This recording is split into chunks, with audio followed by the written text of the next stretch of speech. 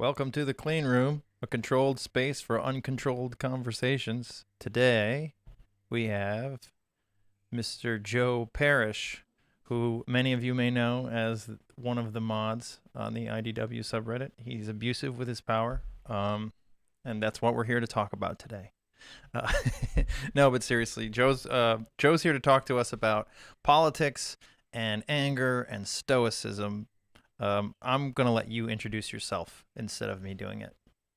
Right. I can probably, I think, do that in a way that will make people realize why I'm on the podcast, why I'm here, and why we've been collaborating recently. Hmm. So like you mentioned, I'm one of the moderators for the subreddit, our intellectual dark web, the main IDW community that's on Reddit and has been around for a little over 2 years now. Not the one who created it, but I'm the oldest moderator on the team currently. There's three of us. The others, ours is the repost and Bradicus07. And been very interested in project related stuff for the IDW ever since I got involved on the moderator team, because I've always had the sense that it's one thing to have difficult conversations, but then you have to use the wisdom gleaned from that to take some sort of action. Because even though people in the IDW run the political spectrum from end to end, uh, there's a lot of common concerns, and so where we are able to find agreement, we need to actually take action to resolve the things, the problems we have with the mainstream media, with academia, with politics in general. I'm going to talk more about that. And some of my background is that um, I've been pretty active in politics for much of my life. I'm currently 28. I first got active in the Democratic Party when I was 14. What motivated me at the time was seeing that film Fahrenheit 9/11, and sort of revealing at the time what were a lot of the misconceptions or outright falsities about the war in Iraq. I mean, I think most people can look back and say the war in Iraq was a major policy error on the part of this country. And from there, I started being active in campaigns. Uh, I've had multiple officer positions within the Democratic Party. So, like an example being the DNC, which is widely discussed these days. I've been part of the convention of the North Carolina Democratic Party, where we decide who those DNC delegates from our state will be. So I've contributed somewhat to who people in the DNC are. I've tried to my best effort to have the kind of people on the DNC that aren't part of the problem, but for the most part, that's not the result we get nationwide. Mm-hmm. Uh, I've run for office twice myself. I ran for the first time for state house in my hometown back in the 2016 election. I was the Democratic nominee then, challenging an incumbent Republican. I didn't win. The message I took away from that was that I'm probably too young and liberal in an aging conservative district, even though it was my hometown, to be, I guess, in a realistic sense of looking at it, reflective of the voter demographic there. So I went back to Chapel Hill, which is where I went to. So, Joe, you're saying that you're a part of the deep state. Oh, yes, the deep state of. We'll get into the deep state in a I'm moment. I sorry. think that's a useful discussion actually, because that's a common thing discussed as well. Yeah. But so I went back to Chapel Hill. I was actually a student at Chapel Hill, and got a degree in political science there. I had some activity in the UNC Young Democrats, for example. What motivated me to move there was it was the only place outside of my hometown where I was particularly familiar with what was going on. Um, so if you're looking for a new place to move, it's relatively nearby, but a very different scene. It's younger, it's more progressive. So it was in many ways a voter demographic that was much more likely to reflect me and where I could probably expect to be successful long term. So I started getting involved. I even founded the first chapter of the first county chapter of the Progressive Caucus of the North Carolina Democratic Party. That was basically a formalized affiliated organization with the state Democratic Party, mostly the leftovers of the Bernie 2016 campaign, to try and integrate them into the party and create the unity that the Democrats have been talking about. And I haven't seen any the, of that yet. Yeah, well, me being the go-getter that I am, I quickly organized that despite just having moved back to the county as like an official resident. And Is it fair to say that your disappointment with the Democratic Party has translated into a lot of energy being available for something like what we're doing?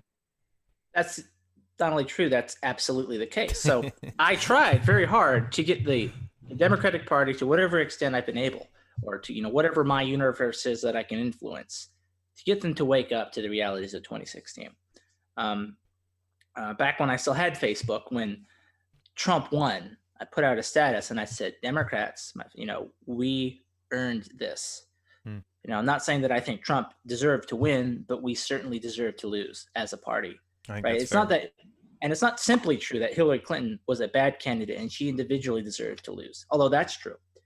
It is also true that we as a party, playing the part that we played, living in the state of denial in which we have lived, not only for that election, but in the years leading up to it, deserve that loss. That should have been a sobering moment for us, but instead it seems to have had the So opposite effect. Most people in the party have been sore losers. let They me haven't learned lessons. They let, doubled down and they've gotten worse. let me like reinforce that from the opposite side. So I gave up on the Democratic Party well before you. Um, I gave up Mm-hmm. on them, but for different reasons. Totally different reasons. I did not participate to the level you did. I helped with Obama's campaign the first time. He really disappointed me. The time period in my life when the economic crisis happened was very unfortunate for me personally, and it made me really upset with the Democratic Party I saw as not really doing what they said they were going to do and what I was into. So I had given up on them. And then I just given up on politics. I basically just like don't I was like there's no such thing as a candidate who's running who's not a piece of shit. So basically, the more I like you, the more I should be scared of you. That kind of attitude got into my head. And so Trump being elected, as much as I agree with you, I am not happy that he's our president. But it weirdly flipped a switch in me that said, "Holy shit, somebody who should have lost." I'm actually hopeful for the first time in like 8 years about politics. And I was just like, that's incredible. Well, yeah, I think it showed that like the traditional political elites aren't calling all the shots. That was proved not only when Trump defeated the establishment Republicans in the primary, but then when he defeated the establishment Democrats in the general election. So it's not just one incident of that; it's two incidents. He defeated both party establishments, Yeah, and I there's remember thinking like I remember thinking it was I laughed basically all of 2016. I just laughed at everything that happened. It just made me laugh because I was just like it felt like vindication for me to see what was happening. And Bernie losing made me laugh. Not because I felt just because I was just like of course they're going to do this to him. And Trump winning made me laugh. And I thought, okay, here's what's going to happen. Hillary's going to win. And then the Trump thing will never happen again because they'll say, well, look what happened when we let a populist win, yeah, when Trump and won. and that reminds me of a meme I saw that someone more liberal on my friends list, because I don't have a Facebook anymore. I deleted my account on everything at the end of 2018 because Facebook is garbage. But um, there was somebody who shared a meme right after the election. It's like me when I saw that Trump won. It's like, and it's like it's like me later when I remember what the DNC did to Bernie in the primaries, and then it's like, and so I think a lot of people sort of felt that, like, whether you were on the right or the left, there was something about Trump Hmm. sticking it to the Democrats and the DNC that felt vindicating.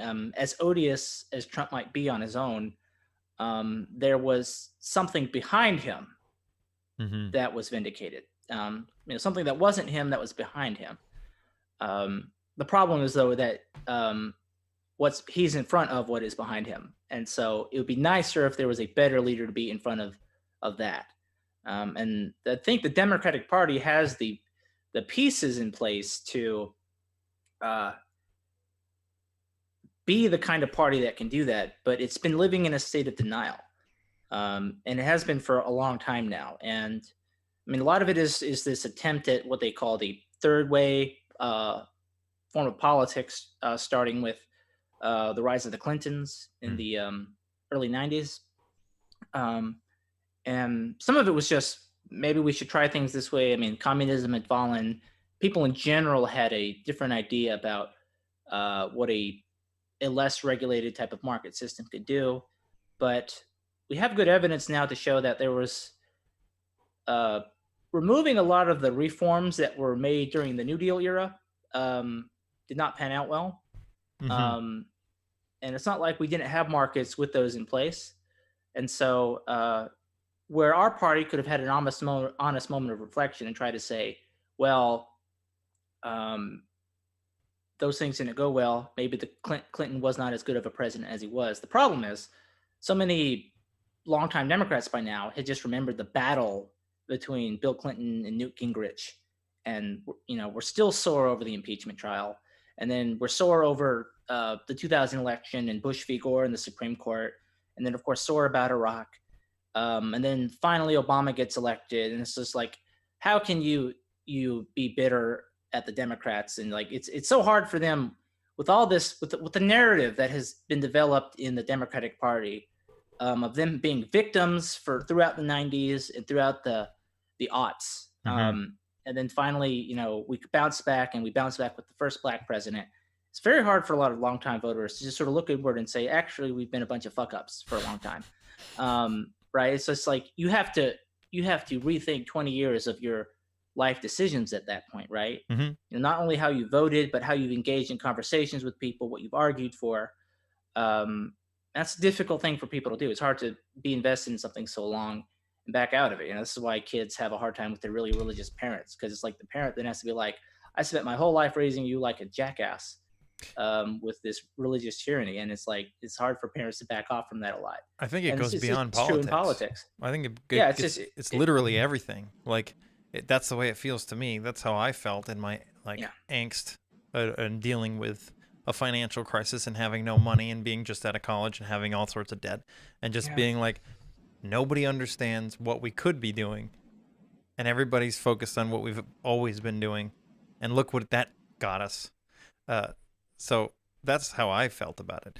And it's a similar way that I felt, because I feel like I did everything my mentors told me to do growing up to be successful. I jumped through every hoop as pristinely as I could, and I sort of feel like the payoff of that has really not materialized. I was given I think the problem is, some of it was just an honest mistake. Like, I don't think baby boomers realized that the success model by which they were educated, trained, and molded would peter out under because they had no idea how society would change, right? They didn't know what the impact of a dot-com boom would be. They didn't know there would be like a thing like NAFTA when they were going to school in college.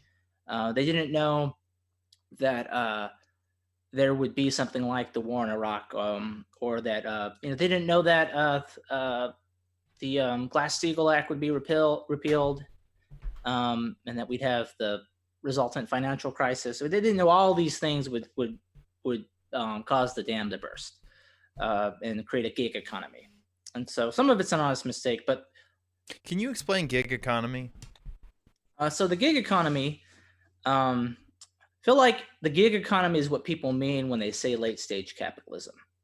And so like people on the left say that the gig economy is the less charged version of that, I think, but I think they're talking about the same thing, where there's no further, there's no longer the case where you can have a stable career, which you can put in your 20 to 30 years, build up your retirement, have your wage steadily increase.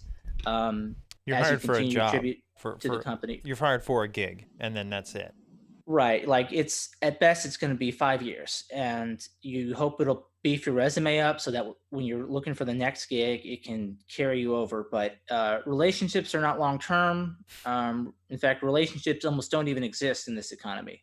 A lot of it is really shallow branding. It's almost no surprise then that we have a president like Trump, because shallow branding is, everything about his electoral strategy in some ways. But yeah, he's the first president, I think, in my lifetime that I feel like accurately represents the culture of the country. In some ways, that's true. He seems the maybe some of the worst elements of of what's in our culture, but very real. Yeah, I mean, I think There, it's just a mirror that we don't really want to look in. I well, yeah, mean, it's just when you look in a mirror, you're like, that's what my pores look like. I mean, it's not pleasant. Um, and so uh, I think there's been this situation where we've transitioned to this gig economy, where you don't have relationships, you're not having steady gains over the long term. It's harder to climb up the economic ladder. And so if you started low class, you'll probably stay low class. And even if you started sort of like nearer to the top, you might gradually drift downward. Because if wages are stagnant and costs go up, then that's the real value of your income is to go downward. mm, And a lot of millennials, some Gen Xers and now Gen Zers, as they're starting to enter adulthood, are experiencing the reality of that economy. And so what they were told, like, oh, you go to college, you'll get a good job, that's not panning out. They have debts from that. They're working service industry jobs. They're far more educated and talented than for the work they're kind of doing. There's not just the gig economy is not merely um, an income problem for the individual, but at large, there is a tremendous amount of entrepreneurial and technical talent that is untapped. And so that is keeping a lot of value out of our economy in real terms, because we have a, a, a bad ability to monetize um, hmm. what people could bring to the table under this current economic model. Um, and so that's essentially what the gig economy is. And one thing I've noticed with the boomers, particularly the Democratic Party, is that maybe they didn't realize this gig economy was going to happen.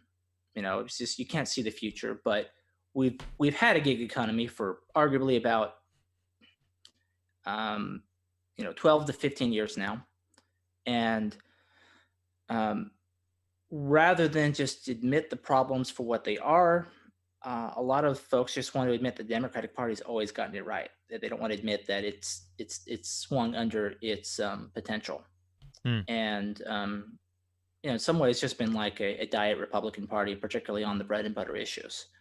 And that is, I think, what's been a big cause of frustration. It's why you saw the Bernie Sanders campaign um, have such potency in 2016. I think the one thing now is that the progressive vote, if progressive being a tricky term, as I've mentioned before, was split in this primary, sort of changed things a bit.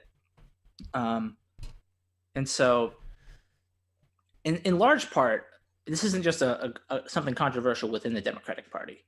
Because even if you say, even when you look at things like the DNC voted this way, often there's like a contingency of the DNC delegates that vote against the establishment. Um, so while the majority opinion might, there's always been this faction within the party, however strong or weak it's been, that wants it to be better and be more the kind of populist bread and butter party that it used to be. And so um, my frustration has been, and sort of what led me to this place that we are, is I've been trying to talk realistically to Democrats about getting us back to this place. Mm. I've been trying to say, like, look, it might be true that Bernie technically wasn't a real Democrat, but in terms of like what he stood for, he was like a reboot of FDR. And Well, we do plaster people FDR. want real Democrats anymore? I mean, Well, I think a lot of people are just actually ignorant of, like, a lot of people who are big fans of Democrats are just ignorant of what the party means, or they just kind of go with the flow. They just have an idea of the Democratic Party of being liberal and nice. And I don't even think that there's much content. Like, and that sounds like a really deriding thing to say, but that's just my experience. Even with people who are active in the party and they have master's degrees and PhDs, like, it's in other things, and so they're geniuses in other things, and they just don't think very hard about this, and they're very much the very uh, sometimes primitive social apes that they are in the way they treat discussions of politics and their perceptions of the Democratic and Republican parties. hmm. And so uh, that's sort of a wall I've hit, where basically I said, like, you can speak plainly, you can speak with the facts. Bernie is essentially a reboot of FDR, and you all seem to like FDR because we plaster them up on our walls. So, wherever there's a party headquarters, or there's um, um, a special convention of the party or something. His image is widely used. He's considered our best president from our party. But you know, being like him, actually like him, is a different thing. Like Hillary Clinton even wrote in that book, what was it called? What Happened? Uh, I'm proud of the Democratic Party. She's basically saying, I don't know why Bernie's not proud of the Democratic Party. She says, like, I'm proud of things like the New Deal and Medicare and Medicaid. And it's like, if she really meant that, she would have been a lot more like Bernie on policy issues. Well, I mean, but who cares? Like, there's new problems that need new solutions. It's true. There are new problems. So why are you telling me about, like, that just sounds like the good old days where we solved, we were able to do this. It's like, I don't give a shit. It's not relevant to my life. I don't care. All right. So the challenge then is to look at the first principles analysis of that and see how they matter in a 21st century context, because certainly a lot of economic policies, and namely like infrastructure being a good example, it's a totally different ballpark in the 30s and 40s compared to what we would do today. Now we're in the 20s of the 21st century. I want your input on this comment, but I'll wait till you're finished. I just want. Okay. And so, even so, getting to thread the first principles connection about what's a good policy to do, what would be consistent with the party, and what isn't just what's actually standing for something, right? Like, people have been, for the last 20 to 30 years, been stuck into a position of voting against something. And that's my problem. I'll no longer, I will never vote against anything ever again. Right. We want to give people something for which they can vote, a candidate for whom they can vote. And so that requires us to sort of look at, like, well, what are our true values as a party in first principles? What do they mean in real terms today? And then, can we put those on our platform? And that is a very difficult thing to do, because there's a cynical faction of the party. It's like, oh, if we do this, the Republicans will just say this, so we can't support it. And I'm really like, but that's dumb. People want to know that you're trying to solve their problems. And if you let the Republicans get their fingers in your brain, you're just going to look weak. And that's what happens. It's like here's a big reason why Republicans can have a lot of electoral success. They don't give a fuck what the Democrats are going to say about them. They're going to I believe in this. I believe in my guns. I believe in low taxes. In fact, I even believe in no taxes. And I believe in my Bible. And Democrats can go fuck themselves. Okay, vote for me. And then people vote for that because they clearly want to do something where they're about something. And it's true. It's like the Republican agenda has no influence by the Democratic Party. As long as as long as they don't come after Social Security or like Medicare, as long as they don't touch those too much, or they slowly whittle them away, but not like immediately, they can be conservative and not lose. But Democrats are like, oh my God, what are the Republicans going to say in the ads? Oh my God. And it's just, the only reason you're worried about that is because you don't want to just put things in your own terms and talk about what's valuable to you. And that's kind of hard to do if all it's been is just sort of like this shallow branding of the Democratic Party. All right. I want to put a couple comments. Yeah, pull up that comment. I'm interested. So there's two. There's a new one that I really want to respond. There's a couple of them, but here's one. This was clearly tongue-in-cheek.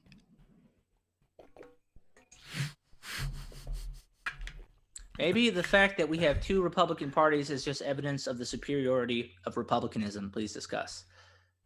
I think it's evidence of one superior element of the Republican Party, which is having a pair of balls.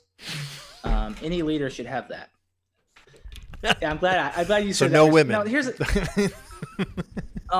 well, the archetype of the balls, Bucko. Okay. Okay. No, I mean, I get the tongue-in-cheek comment. I would say I think that what it's evidence of is a lazy left that's unorganized and has done nothing for itself and likes to complain a lot and doesn't like to do anything. The problem is when a major contingent of your voting base is literally hippies, it's hard to look tough on things. And that's not so much a dig against hippies. That's just the emergent property of a party like that. And so a party like that is naturally going to want to cater to people. There's like this collective mindset of just among liberals where they want to please people. They want to seem non-threatening, right? But when you're, especially when you're going for the presidency, in a world where there are violent dictatorships out there still, or I use the analogy of network television. So I do not watch network television shows because they're trying to please everyone, and in doing so, they please no one. And I feel like the Democratic Party makes the exact same mistake. How can I say so little that I don't offend anybody, or at least at least don't bother anybody? But to me, that's offensive. Yeah. So I think a common thing in like a thing I've said often is if you could have the general policies of the Democratic Party behind a candidate, but the balls of the Republican Party in that candidate, you'd have a really good candidate then. And we could, it's kind of an open question what you mean by the general policies of the Democratic Party. Do you mean like someone as milquetoast as, say, Hillary Clinton, or someone as shockingly extreme as AOC is at sometimes? What are we talking about then? But if you, I would say the candidate who best really demonstrated the positive aspects of the Democratic Party and put them in a good 21st century context was Andrew Yang. I mean, I don't think it's an accident that he ran as a Democrat. I think he understood that the things he wanted best align with what the Democratic Party across time has wanted to accomplish. Isn't to say there aren't some Republicans who couldn't get on board with Andrew Yang, but in terms of like which one best reflects the nucleus of the two parties, Andrew Yang's ideas did a better job of that. And I think Andrew Yang is a model for how Democratic candidates going forward need to be, which is like you can have bold, ambitious ideas without being an extremist or being considered an extremist by people who look at that stuff. And like that's the thing. Like people look at Andrew Yang, they're like, it's an ambitious idea. I don't think anyone looks at Andrew Yang and thinks he's like some super far lefty. When they're taking an honest look at who he is, it's just like he's a problem solver. And true problem solvers have ambitious ideas, right? And true problem solvers, well, I'll put it this way. I think this here really gets to the way we look at things. We talk about the policies of FDR as being called the New Deal. And that's that was the name he came to it. He said in the 30s when he was first running, he said, the American people need a new deal, right? Now, that's an interesting term, deal. Okay. There's a book that was widely discussed in 2016 that has the word deal in it, okay, by Donald Trump, The Art of the Deal. Okay. What did he say about NAFTA? He's like, we should get a better deal than what NAFTA is. When he talked about our foreign debt, he's like, why don't we get a better deal on our debts than we're getting? Why is it such a large share of our GDP, right? He talked about deals a lot. So there's this idea like when you're getting a good deal for the people, you're actually doing something. Like, what deal are you offering? Democrats don't come to campaigns anymore with a sense of a deal. They had come to it with, you should be exactly like me. You should believe you should just do it. Like, stop being racist and vote for our people. There's no negotiation power. What is that? And so whenever they have some fight, because sometimes they do have some fight, it's in a way where they're completely misunderstanding the incentives of the people that they're trying to sway.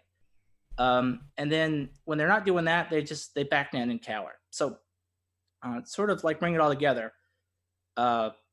Republicanism, if we're going to call that like the qualities associated with the Republican Party, there's a superiority in that they're not afraid to stand with their chest out. That's a necessary part in a leader. That's what got Trump elected. The fact that he just bullied Jeb Bush on live TV was just. How many people want to do that? Yeah, because like you're bullying the younger brother of a former president, who is also a son of a former president, who is also a former governor of Florida, and like you're talking to him like, he's your pet dog. That was one of my biggest disappointments with the debates this year, is they were just so polite Like it's just like the country hates these people. Half the people Yeah. up here, the country hates. Say something that makes them feel like you understand what they're going through. And I think I know who this is, but I'm going to put it up here anyway. So this it's not that the Democratic representatives are lazy. It's that the people who claim to be Democrats are lazy. They don't go vote. They don't do anything. They like to Yes, that's whine. true. They like to whine. There's layers of laziness within the Democratic Party. Either there's laziness in understanding what the first principles values are. I like there's the state motto of North Carolina is to be rather than to seem, but the Democratic Party is seems rather than is, Hmm. and that's a fundamental problem it's having right now. So there's that aspect, um, and like it's almost more of a civic problem than is a political problem, right? And one of those being like what you just mentioned is a lot of people who are Democrats or identify with the Democratic Party, or if they do vote, they would vote for the Democratic Party. They don't vote as consistently. Republicans vote far more consistently because again, they're people who go around with their chests out, so of course they're going to vote more consistently. And uh, there's a way in which that confidence affects narratives in people's heads. It's sort of like you have to think of the Democratic Party as like the kid who's always bullied, right? Mm-hmm. The bully may only be slightly larger than he is, but there's the bullied thinks, oh, there's something I can do to stop him, and I can't do anything. And that's almost like how the Democrats are and the Republicans when you look at like how the narratives are displayed on the news, like, oh, I can't just do what I want. If I do this, he's going to say this. The bullied is always worried about what the bully is going to do in response, whereas the bully doesn't give a fuck what the kid does. Mm-hmm. Bully's going to destroy. He'll walk around looking like a total idiot, essentially making himself a target for bullying. But because he's not afraid of it, it doesn't happen to him. And that's what the Republicans do in a sense. And there's a laziness in that, and that you need to like see that illusion for what it is, and just you don't have to do that. You can stand up to your bully. Bullies bully people because it's easy. They don't bully people that are hard to bully. I want to respond to this comment. Uh-huh. Why do we want to race to the bottom with political rhetoric? We want it to be a game show. And my argument is it's been a game show. Mm-hmm. Like, everything we hear is nonsense. They don't mean anything they say.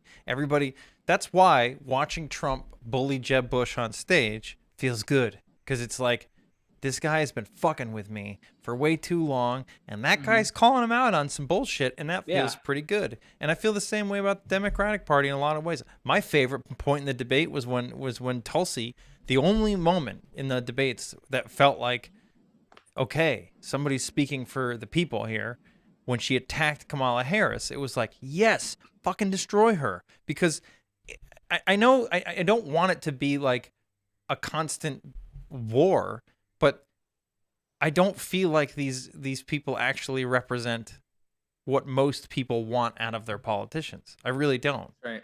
And I think that it's a time of populism. It's a time of populism because the established politics are no longer relevant with the population. And I think that populism is, for me, populism is a buffer. It's a way to allow the people to say fuck you instead of fuck you, I'm done. Like it's like a moment to say we're not getting something right here, and they're speaking loudly and we need to listen, rather than they don't have an ability to say fuck you, and then it's not words anymore. Right. It's something else. I don't know exactly what. I think that's mostly right. So let's connect some more dots here. So this is the problem with the Democratic Party. This is the thing I have tried to address. I tried to do that by being involved in the Progressive Caucus because I thought that would be the reform faction in the party, the populist aspect of the party. It quickly. There were two reasons it failed. One is that some of it kind of got influenced by the establishment of the party in bad ways. Some of it's also what Brett has pointed out happened to like the Occupy movement, for example. There's like this anarchist vibe in it, made it non-functional. Mm-hmm. And so that was something that happened as well. So I'm like, okay, the would-be or so-called reformers aren't actually going to do that. So what do I do now? All right. So that sort of, as I'm having a lot of this frustration, and I mean, some of it, sometimes I run into problems. It's like, Joe, you're a white man. I began to, run into that, especially after Trump got elected. And it's just like, what the fuck? I'm trying to work with you here. Like, what the fuck? And so I kind of realized, just like with each passing day, that attitude got worse in the party, and especially this year, it's at an all-time low. Uh, like I honestly question whether or not it's possible to be a white man in the Democratic Party and be productive. That's not saying Unless you're like self-serving. part of the establishment and you're the old white man that they think they have to get Right, behind. right. If you're like maybe Biden, for example, but like, um, if you want to put in a good faith effort and have positive results, I almost wonder if there's going to be some gatekeeping now, if just purely for the circumstances of your birth. You have a very vague physical appearance to Trump. You don't get to do anything or contribute. And so but honestly, that's how it is now. I never thought, again, the 14-year-old Joe who saw the abuses of the war in Iraq, who was outraged at the Bush administration and the Republican Party, never imagined he'd be living in this world. It's topsy-turvy land. And so what brought me to IDW space is in large part has been my frustration with that, because most people have just a general sense of the ass baggery that this is in the Democratic Party. But I've had a more internal experience with it, as deep as I've managed to go, which is deeper into the party than most people tend to do, even most people who are registered Democrats their whole lives. I've seen just how many ways irredeemable the Democratic Party is as an institution. Right. And like you've told me, you've really devoted a lot of your life to this. Yes. Like you've made serious sacrifices in your life because you believe in this party. You believe, or you have believed in the core values of this party. And what has the party done? Nothing. It's just fucked around with me. It's done nothing with that honestly, energy. Like, if I look back now, I'm like, I could have focused my energies elsewhere. I could have more money. I could maybe actually start like making a payment on a house. I could probably have gotten a job like I have now that's actually kind of decent a lot sooner. And let's be clear here. None of us are saying that you needed to be like governor of the state or something to be worth it. The point is you're putting forth a good effort and it's done nothing for you. Right. I feel like even if I didn't gain anything from it, right? So not only have I not personally had these benefits, but I don't see what the impact is on my country. That's good. I'm like, what? And so all these years, like, here's the thing too. When I'm a millennial in the Democratic Party, and even in Orange County / Chapel Hill, most of the active Democrats are really old people, even though it's a university town. That's so weird. It is weird, but in many ways it's not, because it's like, Joe, I'm so glad there's young people like you, they'll say. What do we do to get more young people? And it's like, listen, and then meeting after meeting, it's like, you're actively driving me out. So stop, and then maybe I'll have good news to tell the other young people. But no, that's not what happened. And so a lot of that frustration brought me to IDW space, because I'm like, it's becoming harder to talk to my fellow Democrats. It feels as hard to talk to them as it does to Republicans sometimes. And that doesn't even make sense to me. No, it doesn't make any sense. And so the IDW is someone like Eric Weinstein, yeah, like when Eric Weinstein says something like, we've lost our sense-making ability as a society, I'm like, he's totally right. Like, and I'm at a point now where the Democratic Party has been playing a mad game of catch-up with the most toxic elements of the Republican Party.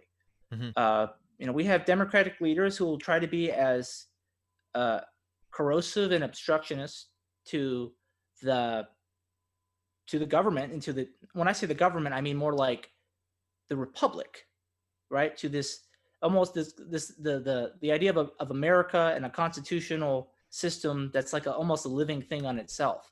They're willing to be as corrosive to that as, say, Mitch McConnell or Newt Gingrich have been. And then the mainstream media, again, I normally, 10, 15 years ago, I would have thought CNN, MSNBC, NPR, mostly reliable news sources. Fox News was a propaganda machine. They've caught up with Fox News. I still don't think Fox News is anything to write home about, but No, I think they these learned other from things Fox rather, News.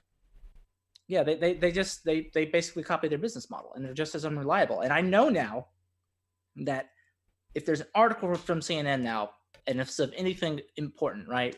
Like if I'm looking up like what the weather is on CNN, okay, fine, because right now they haven't been able to determine if supercell thunderstorms are liberal or conservative, but I can know that's true, right? But look what happened with the fucking McCloskeys. Now these are actually kind of liberal people who supported Black Lives Matter. There's an angry mob that invaded a private community, broke the gates down, and they're right there at their yard. You don't know who they are. It's an angry group of people. And it's like, and you make a decision in that moment. Well, do I just wait for them to leave, or do I make a show of force and warn them not to fuck around? And so a lot of people just took the same thing happened with the Covington kids. They just took like a snapshot or a few seconds of these weird looking white people, and they said, aha, racism and white supremacy caught on not film, but whatever is in digital cameras. And it's like, look, the Covington kids was just a kid there, and some dude walked up to him, and he just sort of tried to smile friendly at him. And he has very fair skin and unusually bright red lips. So it looked like some, like, evil smirk. But that's just his face. That's the way his face looks. And you're going after this kid for the way his face looks? It's just so funny because look at me. I look like a militant Aryan. And that's just how I look. If you replace that and you were talking about the lips of any other race, it would be the worst optics in the world. You would be canceled on everything. But when you're talking about a white dude with a MAGA hat on, this is what I mean. Like, I don't support Trump. I hate that I'm saying that. And the problem is, like, with the way the cameras are angled, is you're seeing things from that point of view, right? So you're saying what the people looking at the Covington kids saw, or what the people looking at the McCloskeys saw. You're not seeing what the kid saw looking out, what he saw like around him, and what the McCloskeys saw before them, right? You don't see the big crowd that the McCloskeys see in their yard, or like right at the line of it, in a private area. And like, again, we could have a conversation about why do we even have gated communities in the United States? Why is that something that we need, right? But that's a separate discussion. It's like, these people clearly have an expectation of safety and civility within their neighborhood. And then this gaggle of people comes in with looking loud and angry. And you picked people who pay a premium to not have this happen, to do it too, and then are surprised at the reaction. No, you're not. That's on purpose. Yeah. Yeah, and so it's like, of course they look like weird and scared, because they are weird and scared because you did something really weird and scary. Yeah. And so there's this manipulation of things, and it's Fox News level manipulation. It's like when Obama put on the tan suit and Fox News lost its fucking mind over that. I don't even know what you're talking about. I don't know what that is. Back in like early in Obama's presidency, there was one day where he wore a tan suit, and Fox News was just like, why is Obama wearing a tan suit? Isn't that unprofessional? And okay, I gotta respond to this. Okay, I'm not gonna display it. That same person said the Covington kid got $100 million recently. The lawsuit set him for life. I think he'd prefer not to have that happen. I would prefer not to have that happen. Money is not everything. But the point is, like, it doesn't make CNN any more trustworthy, right? So the kid got like, the damaged party was made whole, as a lawyer might say, right? Yeah. Okay, that happened. It doesn't change the fact that CNN was actively misleading. MSNBC was actively misleading. These major news organizations that used to be trustworthy were actively misleading about it, and they haven't walked away from that line. They just paid the kid off. They're not changing. They didn't learn anything from that. They're still putting out stories like that. And we saw it again with the McCloskeys. It's like, is it unfortunate that people came out with guns and this guy has like an AR-15 or something? I guess. But again, that's a separate discussion. Like, when you provoke people like that, you can't be surprised when they react that way. You know why I don't go picking fights? Because I live in America. People have fucking guns. Okay? So if I'm going to play the knockout game on the sidewalk, okay, I'm going to get shot. And that happened to a kid. All right? And thankfully, that was like 10 years ago. And a dude was picking up his daughter from school, and a teen decided to play the knockout game while he's picking up his daughter, his 5-year-old kindergartner girl. And so the guy's like, well, I'm not about to get knocked out when I'm trying to transport my daughter safely home. So he pulled out his gun and shot the kid. And the kid got charged, and the father didn't get any charges. And back then it was like, oh, common sense. Nowadays, that might not be the case. Nowadays, like, oh, we gotta rake this guy through the coals for like not wanting to be rendered unconscious with no one else to look after his daughter, right? All right, so we don't have this sense-making ability. So this is what brought me in IDW space. And you got into IDW, and you've been one of the mods on the subreddit for like what, 2 years? Yeah, close to 2 years now. I started getting involved probably actually around this time 2 years ago, and then after a couple months being there, they decided to offer me a position as a moderator because the sub was quickly growing as people became more aware of it. It was only like a few months old at the time, I think. And you guys all do a really good job. I mean, thank you. Yeah. And so, I think one reason I was offered is because I sort of like began talking about things from a progressive point of view. I used to do that more often when I was just a regular member. And so I sort of stood out as like being progressive who's friendly to the IDW. Sometimes I feel like that I'm doing that with a religious thing. Because there's not too many vocally religious people on the sub, but there is a conversation to be had within reason about that sort of, it does mesh in there a little bit, like the science, religion, how does it work together? There's the politics angle, there's the media angle, and that's like what Project Integrity is kind of doing. Right. So yeah, that's why you're heading the politics project. Yeah. Which is and my general view on that is, I don't want to specifically push like a pro-democratic or a pro-progressive version of political projects, because I think it's essentially the same concern Brett Weinstein has, which is we need to enable the best in both parties. So the political focus of Project Integrity will be oriented on that. Like, what can we do to get people together to essentially, I mean, a lot of this really comes down to getting actual elected officials who will walk this kind of line. Like, we can't just have like someone like Andrew Yang run for president and be elected, and there's nobody else who conducts themselves in a similar way in either party elected anywhere. Right? Andrew Yang, even if Andrew Yang had a great primary and he won, him alone in the White House does not fundamentally fix our problem. In many ways, our problem has to be fixed from the bottom up. And really, physically, it can't be changed in any other way because the elites are going to gatekeep it. So there's not going to be some savior from up high who sort of pulls people up. We're going to have to build our own hierarchy and outcompete the current one that is messing with our republic. And that requires us maybe to swallow some hard pills, like in certain contexts, be supportive of Democrats that we may not normally support if we're maybe more on the right wing side of things, but also means support some Republicans that we might not normally support if we're on the more left wing side of things, because they're people who will partake in good faith, who will actually look for not simply middle solutions, but new solutions that meet the concerns of both sides. I think Eric Weinstein sort of made this point, though, that like in the middle of like the political spectrum, it's not like it's a dead center point, but there's like a heightened plane, like a ceiling, where if you have an honest dialogue, you can maybe come up with a plan that's not just a lazy hodgepodge of the two systems, but one that actually incorporates their best elements, and it's like an idea in and of itself. And Chris asked a question. Oh yeah, what did he ask? He asked, what parties should we have in Congress? What should the pillars/principles of parties, what should be the pillars or principles of the parties that make the system work well? Okay, so I think this is not an answer I think a lot of people are going to like, but I think this is the true answer. What party should we have in Congress is not exactly the correct question. The fact is, we have two parties in Congress, and the rarest of occasions, independents. So the two-party system is very ingrained into our republic. It's formalized now. It wasn't enshrined in the Constitution, every well, there's notions within many democracies of an unwritten constitution. So whatever norms we have that are not written are almost like in an unwritten constitution that we have.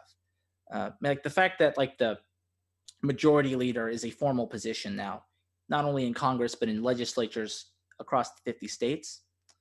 Same with the minority leader. That's just evidence of it. The fact that chairmanships are awarded the way they are, it means that parties are a fact of life.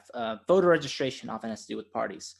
Um, they're so deeply woven into the way the republic works that they're simply part of the state in a sense, even though they're technically private organizations. They are part of the democratic hyphen Republican regime that we have. So what you then have to look at is like when you want to change laws, you have to say, well, like I got to win something in Congress, right? Well, there's now just think if there's an extra layer to that process is you have to win within those parties as institutions. What those parties can be what you want them to be, because the Democratic Party is the oldest political party in the world, technically speaking. So it has been many things throughout the eras, right? So I've talked about how the Democratic Party today, while it likes to brand itself as being, the party of FDR, would probably be very disagreeable to someone like FDR today. And a lot of people who, so it's constantly morphing. Some of these are organic, some of these are contrived. The organic ones, I think we want to work on building policies aimed toward real solutions, real bread and butter things that voters can enjoy. And what are the liberal policies that speak to that? I think with the Republicans, the task is essentially the same. What can they do that are actually addressing meaningful concerns? And what are things where actually there's broad agreement between Democrats and Republicans, but for some reason, this is where it gets into being contrived. We are led to believe that there's not actually agreement. Like a lot of Democrats, a lot more than you might believe, are okay with guns. Mm-hmm. They just are. And but there's a lot of preference falsification that goes on with something like this. And then there are a lot of Republicans who really don't give a fuck about guns, but they have to act. But when they're running, it's like they're going to go on, like do their like little photo shoot on the hunting grounds, right? Mm-hmm. This is preference falsification. So we need to stop doing that, and we just need to let candidates be about what they want to be about. We don't have to be like a 100% party line on every issue. It's okay, I think, also for some candidates just to be silent on issues that may not be relevant to them or their jurisdiction or constituency. I live in Chapel Hill. If I'm going to run for State House again, which I intend to do, it would make more sense for me to talk about things related to, let's say, academia and like the way our universities are structured, what we're trying to support or incentivize our university system. Because a lot of those kids, if they decide to register vote, they are my voters. A lot of the folks who live in Chapel Hill are faculty at the university. And even if they're not, they have contracts with the university. They're businesses that have contracts with the university. So there's that whole network. That's a big part of like what I might bring to the table. If you're over on the beach, you don't care about what a person's stance is on, the University of North Carolina, for example. And I also live in a place it's an urban area. Maybe it's like I personally don't really care much about guns, but like it doesn't really make sense for me to have really any kind of gun policy here in a pretty. It's an urban area, but not like with a lot of urban problems because, and again, in large part because it's the university and just the prosperity that overflows from that. But if you're out in a rural part of the state, it might make sense to have a stronger gun policy. And also, like if you're an urban Republican, you live in pretty much your whole district is suburban. There's no game to be hunted. There's low crime. There's probably not much need for you to be such an extremist on gun issues as well. And we don't need to have all this preference falsification about that kind of stuff. We want to be able to sort of let candidates, be in the party that generally makes sense for them, but not have to put on this act that continually pisses off voters. And I think we saw something like that with Andrew Yang, for example, right? He clearly saw, okay, which party makes sense for me to run? The Democratic Party, right? And really, that's a similar conclusion Bernie Sanders reached, right? He's not overly fond of the Democratic Party, but he realized, well, Democratic Party is an institution, and you can't just look at the party for what it is right now and think I'm against that. Okay, so like the party is still the institution, right? The you could have a bad judge, but the courthouse will always be the courthouse. 100 years from now, that judge will be dead, but the courthouse will still be the courthouse. And justice is whatever you make it, based on your involvement in the civic project. And so I think one thing we need to do then is sort of help people in IDW space realize that the two parties are the tools by which we're going to accomplish anything. There's really nothing we can change about that. Third parties don't work. If Theodore Roosevelt couldn't do it, you can't do it. Sad to say. That was when the Republic was on the verge of collapse. I shouldn't have done that. So yes, if the Civil War thing actually does happen, then maybe there will be a third party. Then it could happen. I agree with you there. But so, okay. We did an hour on politics. I think we could be curious and excited to see what happens with the politics project and given your history and your experience and the energy behind the project. And it's going to take patience. I want people to realize that too. Yeah. Be patient and you have to be focused on getting people elected. I'll just leave it at that. Protesting, discussions, they have their use, but if that's where you stop, all the other politicians will run home to maybe not the bank, but the legislature and make laws without you. So, some of you who are listening, think very seriously about running in an election in 2022 or 2024, because no one else is going to do it that would actually do anything good. Yeah. All right. So, and then that brings us to our next topic, anger and stoicism. I put up a quote from Marcus Aurelius, which is your title on the Discord. Our anger and annoyance are more detrimental to us than the things themselves which anger or annoy us. Do you agree with that quote? I do agree with that. That is 100% true. Okay. Anger sucks. Let me just say, I fucking hate anger. It makes me so mad. Okay. No, but anger is, and I put out an essay recently. I shared it with you. I don't know if you had a chance to read it because it was kind of short notice. I don't think I did. Okay. So that's not a problem because this can still be organic, but it's an essay I'd been working on for a long time as I sort of began to look more deeply about like developing my Stoic disciplines. And so I wrote this from a position as a maybe not a Stoic philosopher, but someone who is a follower of Stoic philosophy. And I had a thought to sort of explain how my mind works a bit. I have I'm a very confusing person to a lot of people because I can be very patient and liberal about things. Like I can be the very accepting and non-tyrannical person up to a point. But when that point is crossed, when the point of return is hit, I'm a very firm, decisive person. And I do not change my mind very easily once I've been convinced of something being bad. So I'm very forgiving to a point, and then I'm almost ruthlessly unforgiving in a sense. Not out of a place of bitterness, but out of a place of judgment. So many strategies I adopt in life they're intended to be simple and they're concrete and minimize risks and maximize positive outcomes. And so an example being for one is like, I don't drink alcohol. And the logic of that, there's multiple reasons, but a very simple one that's pretty much inarguable is if I don't drink alcohol, I will never become an alcoholic. And who wants to be an alcoholic, right? Mm-hmm. And that's true. What I'm saying is true. It's the perfect strategy to avoid being an alcoholic. Even if you're a moderate drinker right now, there's technically a chance, like if you look at life as just dice rolls across time, that you might become an alcoholic someday. The chance that you will is higher than I will because I'm the one not drinking alcohol, right? And that's not me trying to cast shade at anyone. That's just me looking at it as purely running the numbers, right? It is what it is. And so I reach a similar approach to anger, which is, I said, have you had issues with anger in your life?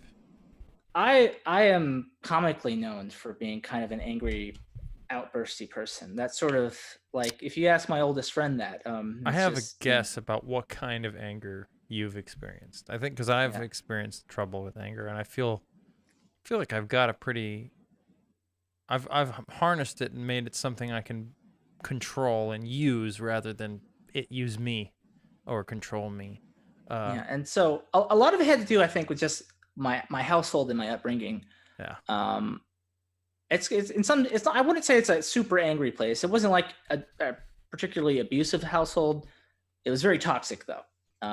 Some people might say toxicity is abusive.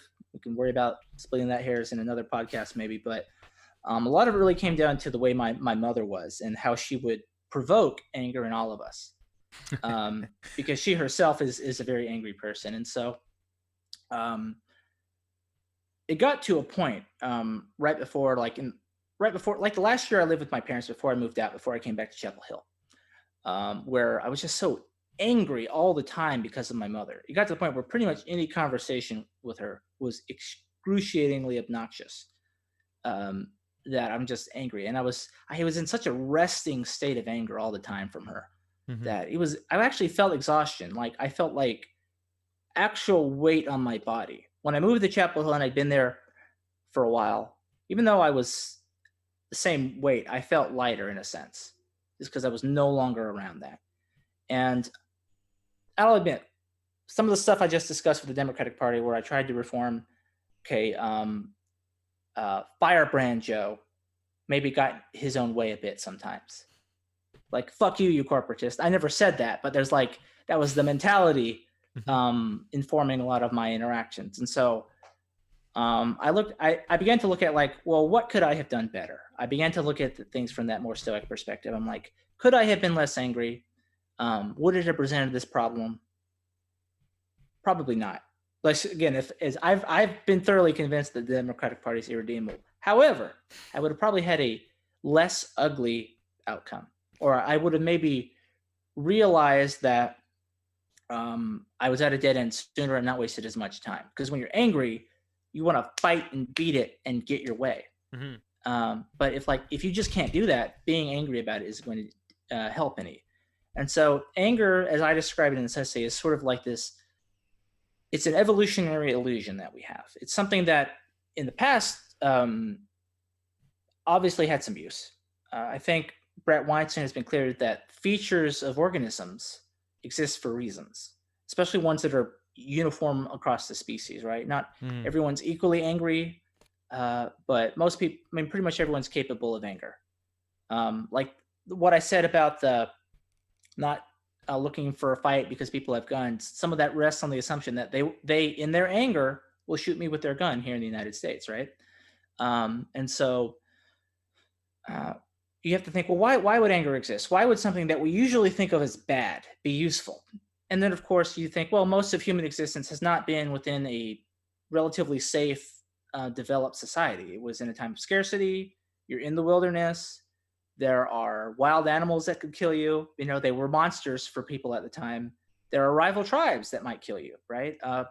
There was no court of law where you could have matters adjudicated in a calm, dispassionate manner. Sometimes, very often, you had to settle things by force.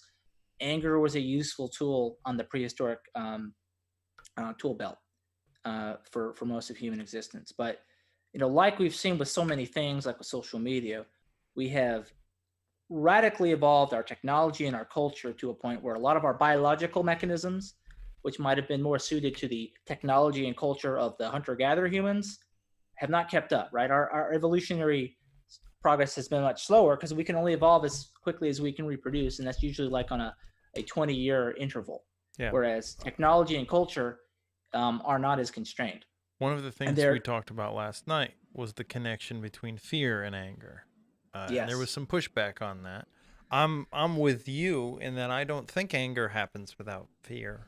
right. I think it's something. It's a reaction to a threat.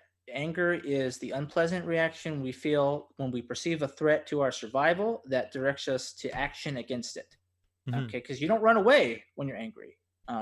people don't run away angrily. Like that's when they're just afraid, right? It's Like, funny to I imagine that. can't believe I'm so escaping. mad I'm Argh." running away. Yeah, no, Yeah. no, people don't say that. It's like, fuck you, No, lion. I'm gonna kill you, right? what you're doing is running towards something else. So like I've had Right. moments of absolute anger, just like utter and complete anger where I'm like, I cannot talk to you right now. Nothing good will come of this. I'm going to go run 6 miles and then punch a heavy bag for like 3 hours because I'm so fucking angry right Right. now. And then we'll And talk about it because then I'll be in a position where I'm so right. tired that I'll have exhausted that thing in me. Yes, and this is a point I make in my essay as well. It's like, this is why revenge is so connected with anger. People who are not enraged do not seek revenge. That's my username. Right? Right. Yeah, I know. And that's the thing. It's like, you were mad when you made that account, I right? did. I was very mad. Okay. It was if you hadn't felt reason mad, for the name. Yeah. right? Like, you might have an abstract concept of revenge, but that doesn't necessarily have anger involved with it, right? Like, if the United States has some attack against it, our president, whether it's Trump or Obama, could probably engage in some form of retribution without themselves being angered, right? This is like collective retribution. But individuals, engage when they engage in revenge, they're doing so from a place of anger. Revenge is often very, very dangerous, very toxic, very damaging, and it often creates more ills than we want. And this is true of many things in which we react to anger. And it's not like we aren't without emotional systems to help us understand threats, to motivate us to solve them favorably, to ensure our own survival and the survival of our peers. It's just that anger in a modern context, with the way we've reshaped our environment, essentially has no more uses. And so when we're in a place of anger, we're just increasing our chances of making mistakes. We're not thinking clearly. Often the fact that we're angry is a sign of how maybe unprepared we are for situations that provoke us to anger. Because we had maybe incorrect expectations about how we were proceeding through the world. An example with me being as angry as I became with the Democratic Party, some of that was just I had inaccurate expectations about what I could do, about how people, like, even when I'm acting in good faith, would listen. Even when I'm putting in a great deal of work, other people might not feel so eager to put in a lot of work in a volunteer position. It sort of made me, I had to come to terms with the fact that most people are not you, Joe. Most people did not start getting involved in politics at the age of 14, right? Most people did not go to the University of North Carolina. Yeah. Most people have gotten a speeding ticket by the time they're 28. Okay. Most people are not you. And so, most people will drink alcohol, right? So I had to come to terms with that and say, my anger is misplaced. And when I look at a lot of their anger, I'm like, I also saw a lot of their anger is misplaced. They get angry about how the Democratic Party doesn't do anything. A lot of the folks at the local level, even. And I'm thinking, but these people don't do anything. They just show up to the meeting, they complain, and then when you try to organize projects between the meetings, they're not there for that. And then when the next meeting comes along and nothing happened, I'm like, well, you didn't do anything. You complained about getting nothing done, and then you proceeded to do nothing. Your anger is misplaced. You have the wrong expectations about how this is supposed to work. You think you can be angry and somebody else will do it for you. But no, that's not how this works. It's a democracy. Let me put this up there because I think this is good. Yeah. This is a friend. You can figure out who it is. Anger versus rage might be important to delineate. Anger is a good motivator. Okay, I think I would say anger can be a good motivator, or it can't. I think that anger is not, in thinking about this, reflecting on it, I think that anger is not necessarily a good or a bad. I guess it depends on how you split the hair between anger and rage. I guess. Well, for me, what matters is the anger serving you, or are you serving the anger? Because if you're serving the anger, that's bad. But if the anger is serving you, that's good. So like if somebody causes a problem and you're mad about it and you're able to use that anger to end the problem, that's not such a bad thing. If there's an actual threat and the anger gives you the energy to... I would suspect that in that moment, maybe they're not talking about anger, because not being angry isn't the same as not being upset, right? Mm-hmm. Like when you see that something isn't right, you can have an emotional reaction to that, and maybe being sad about it is a more productive reaction to it than, say, being angry. Because being angry it has like an adrenaline reaction associated with it that's not always helpful. And we were kind of talking about this in that other the Cyborg Mystics stream last night on That was Twitch him. about how like MMA fighters, they realize like I can't get angry in the fight because if I get angry I'll lose because I'll make bad decisions. Hmm. Um, and so anger might have been a good shortcut to like maybe that adrenaline state in a moment where you're like, again, much of the human experience for 100,000 years was you're about to get jumped and killed. Can I give an Like, anecdote to explain my relationship with anger? give me your anecdote, Jimmy. Okay. So, for me, I didn't know why I was angry most of my young life. I was angry a lot. I would go from like painfully shy to extremely explosively angry, and I never really I didn't know why. I mean, I maybe had thoughts about why, but they could never have been really the source of it. And as I got older, I started to realize, no, I had legitimate concerns. Some of these were actually legitimate concerns that were not being heard. And what I guess I felt like I became an adult or a man when I realized it doesn't fucking matter. Like Mhm. it doesn't matter if you're not being heard. It doesn't justify this. You don't get to do this. You don't get to do this. But what you can do is learn how to harness that anger and use it to improve your situation for yourself. And that has been a very positive thing in my life. I actually had a moment once because I used to, like, I feel bad for my ex-girlfriend. We were in a long relationship and she was no peach either. But like, I there were times where I've talked to you about this, that I had body image issues, and like I I ate a donut on my birthday and just fucking flipped out. Like, that's not fair. What's not fair? That's not like reasonable in any way. And I felt genuinely bad about it, and I started to figure out things to do about it, like lifting weights seemed to help. Um, Expressing when something upset me and not feeling guilty about it seemed to help, which was really difficult, actually. As a dude, it's very difficult to find places outside of just your dude friends who is maybe not help, like they can't help you with certain things. Sometimes it's like a interpersonal problem, and I need to Mhm. express my dissatisfaction with it. And I actually am pretty upset about it. I need a way to express that. I've found ways to do that, or ways to separate myself from people who I can't do that with. Um, so that's things that have helped. But I had a moment where it was not a great period of time in my life, but I was helping out at the time my ex-girlfriend plant a tree, and the tree bulb, we didn't take the tailgate off my truck, and we dragged the tree bulb off of my truck, and it bent the tailgate. And she looked at me, she was so not scared, she was like upset, because it's like, man, that's expensive.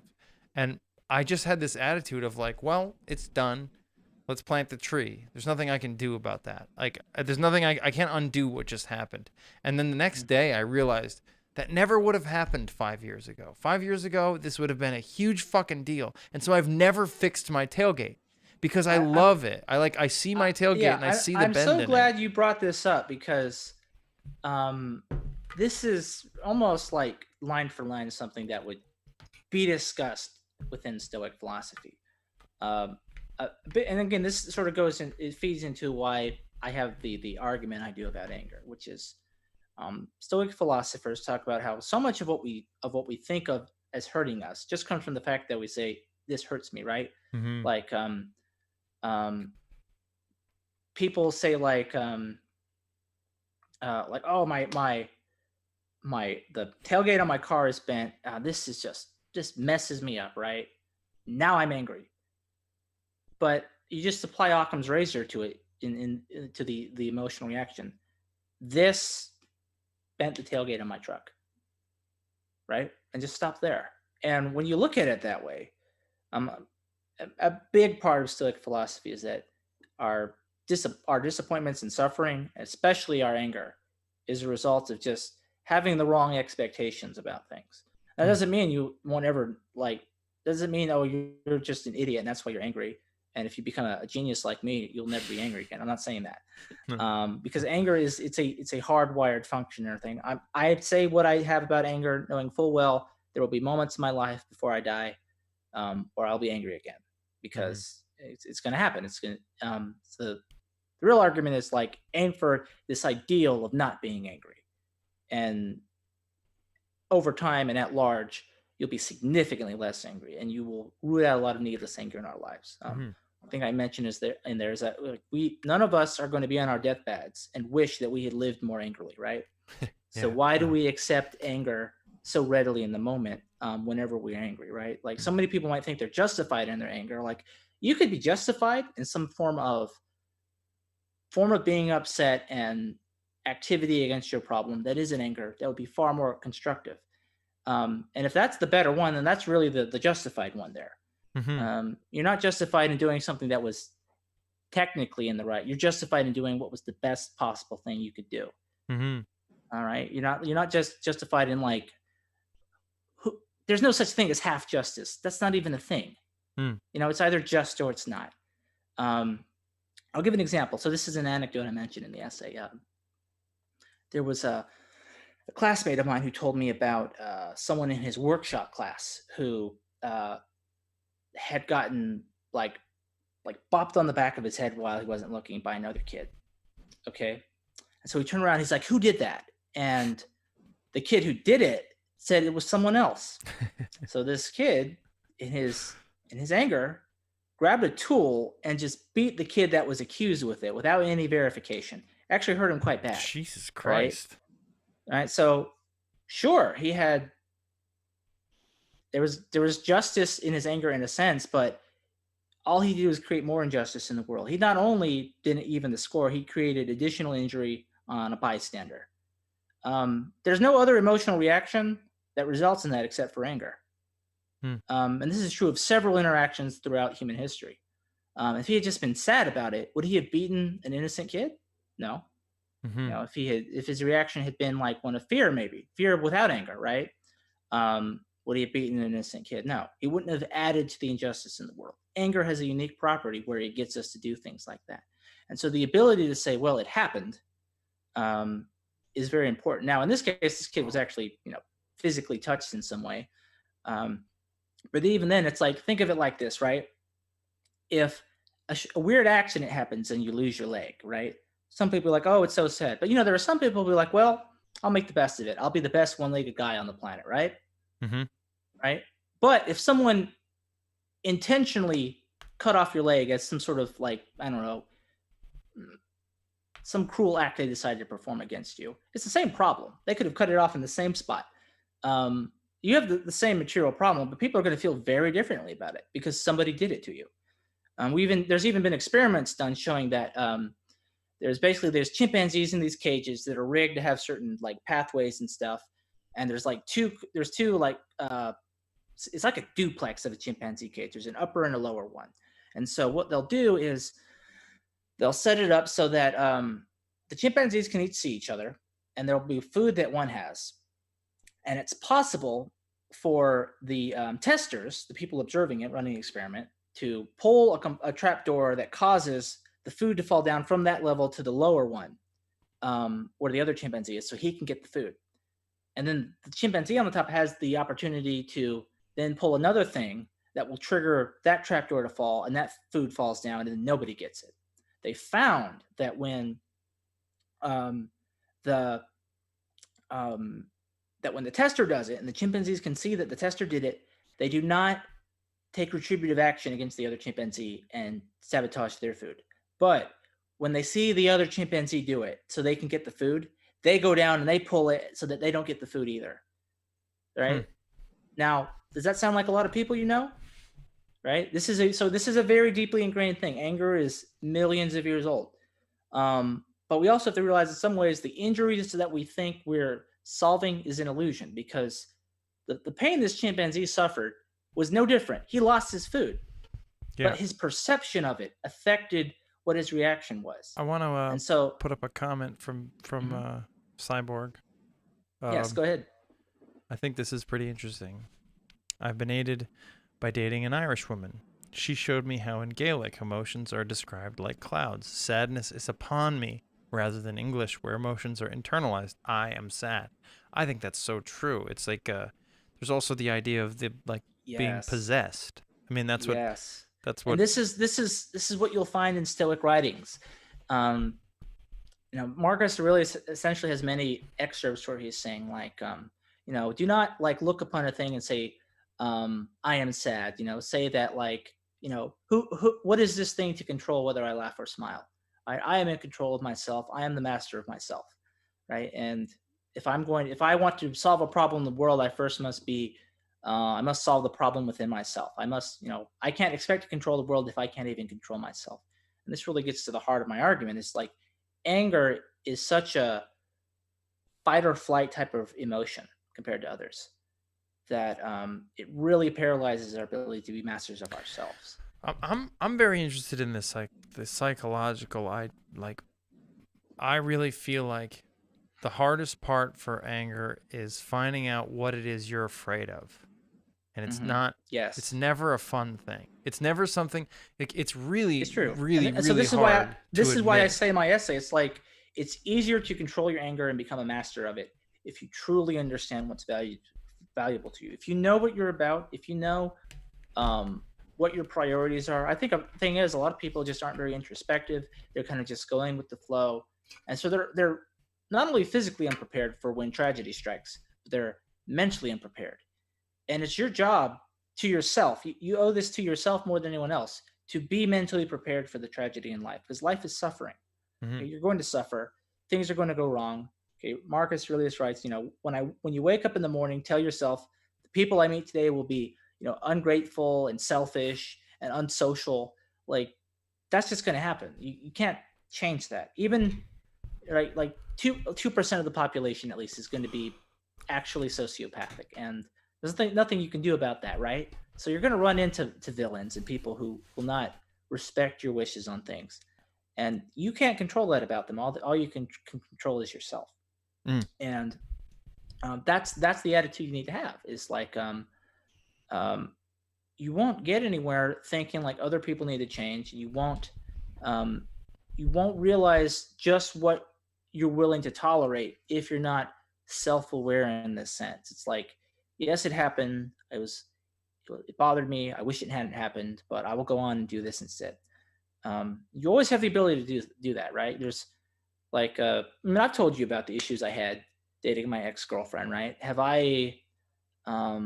Do I seem as a particularly bitter person about it? I mean, I Oh might yeah, reflect you on it. are a horribly bitter person. No, I mean no, you're fair. No, You're expressing your issues with the relationship in a way that were fair and more about your own boundaries than. right. And so it's like, and I didn't come out of it thinking I don't like my girlfriend. And I had a moment where I realized I kind of was just running the simulations. I'm like, other people in the scenario would have been angry at their ex girlfriend. Other guys like they would be mad about this, and they would have like, I hate her coming out of this. And that's the wrong reaction. Like we just weren't a great match. That's all that was. And it wasn't because anyone was evil. And the fact is, if I had been angry about that, the fact that we weren't a great match is because I had the wrong expectations, right? I had another friend. She started a relationship with a guy last fall, and I had my reservations about how wise it was, just because I won't get into the context of it, but there was a lot of evidence to think that maybe he wouldn't be going into a relationship with you seriously, and he might back out pretty quick and let you down. And Mm-hmm. like about 4 or 5 months later, that's exactly what happened. Um, and she'd only known him for maybe about 3 months before, and so she was like mad as it began to enter that state toward the end of the relationship, and about how he's not being reliable, and he's like planning to leave her behind her back and stuff like this. He's like, and I saw him. And then after the breakup, and he went back and like he's already with another girl, and I'm just thinking the reason you're mad about this is because you came in with wrong expectations and you had a hell of a rug pulled from under your feet. Um, and so me, like for example, um, I have very little expectations. I don't expect uh, women to do me any romantic favors. I expect them to really do the opposite, not to care about whatever I do well. Um, And if they prove me wrong, that's a pleasant surprise, right? Mm-hmm. But I'm not going to be suddenly disarmed when a relationship shows that they, in fact, do not care about what I'm bringing to the table. And that's essentially what happened with my previous relationship. It's like I tested the waters, I put myself out there, I let her know what I was about, and it created problems for her just because that's apparently wasn't what she was thinking. And she seemed more upset about some of the problems she had with me. Like she seemed angry about them. I Mm-hmm. think that's because I could tell she didn't really know what she was looking for in a man yet either. But she realized when she started dating me that she didn't like it, and it made her angry. She's like, "Why is this boyfriend not being the way I want him to be?" Right? Um, and so anger is an illusion there. It's just like, well, of course Joe's not going to be that way. You sort of saw what Joe was like before you started dating him. Why did you think he would magically become this whole other person? Um, and obviously, people show like different sides of themselves in certain relationships, right? Professionally, with their friends, with their romantic partners, but they're usually drawing from a very common hardware and software system. Mm-hmm. Um, People who have explosive personalities are going to be explosive contextually with all their relationships, right? They're going to be the explosive guy in each of those, maybe to different degrees, different severities, but it's going to stand out more for them. Like the guy who's always calm and at peace and doesn't raise his voice, he's going to be known for that for everyone. Like, oh yeah, John, he's the gentle soul, right? Yeah, that guy, I know him, and that's going to be the take people have. People are a lot more consistent, I think, than we want to believe. This illusion that we can change others is dumb. So all you can really do is accept that like people are not going to fit the mold you want them to fit, and this might lead them to make mistakes that are unfair to you.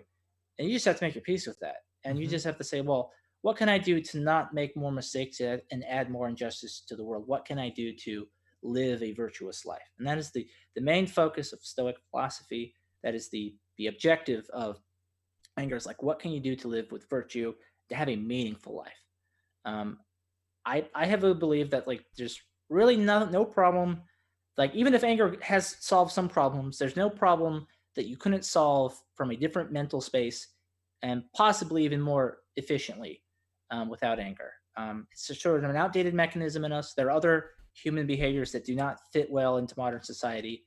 Um, um, Anger being one of them. And so the fundamental principle in Stoic philosophy um, is living in accord with nature. And Stoics had maybe in ancient times a more animistic sense of it, right? They had a very strictly deterministic view of the world. They were really like in some ways the first scientists in which they looked at things. The way they had developed propositional logic, the way they developed like the early forms of empiricism that other Greek philosophers didn't quite do, and then the way they drew moral conclusions based on that way of thinking. It's like you know the universe simply is. We're all parts of nature. It's really interesting when you read Marcus Aurelius. You'll see he looks at the world almost as if a modern person looks at it, like just the way we're physical bodies, will die and will be gone, and make your peace with that. And that's very different than the kind of very more abstractly, like Marcus Aurelius is a very spiritual man. That's clear in his writings, but there's sort of like a very abstract or magical spirituality that's more visible in the Judeo-Christian tradition. That's not seen in the Stoic tradition. It's a very deterministic type of spirituality, which almost seems like a contradiction, but um, I feel like in this context, it's not. And he's like, like live in accord with nature. And some of that is just being content with the truth as it is and realizing like, you might want to move a pawn like a queen, but it is just a pawn. And so you have to play chess the way the pawn works. Accept your Um, limitations, accept your yeah. suffering, accept the pain of the situation, accept what's happening, and then do what you can. I think that's true. So here's a question for you. I'm gonna take that. Cyborg said something interesting there too. That it was in response to you. Oh, I see this quote here. Okay. Yes, yes, except what you don't control in the chaotic universe. You can only control yourself, and even not all of you can control. Like I can't control that I'm 5'6". Hmm. It's part of me. I wish I were taller. There's There are somebody else advantages on that come here who with that. commented because they read your article and they commented on it and they said, "Here, I'll just put it up."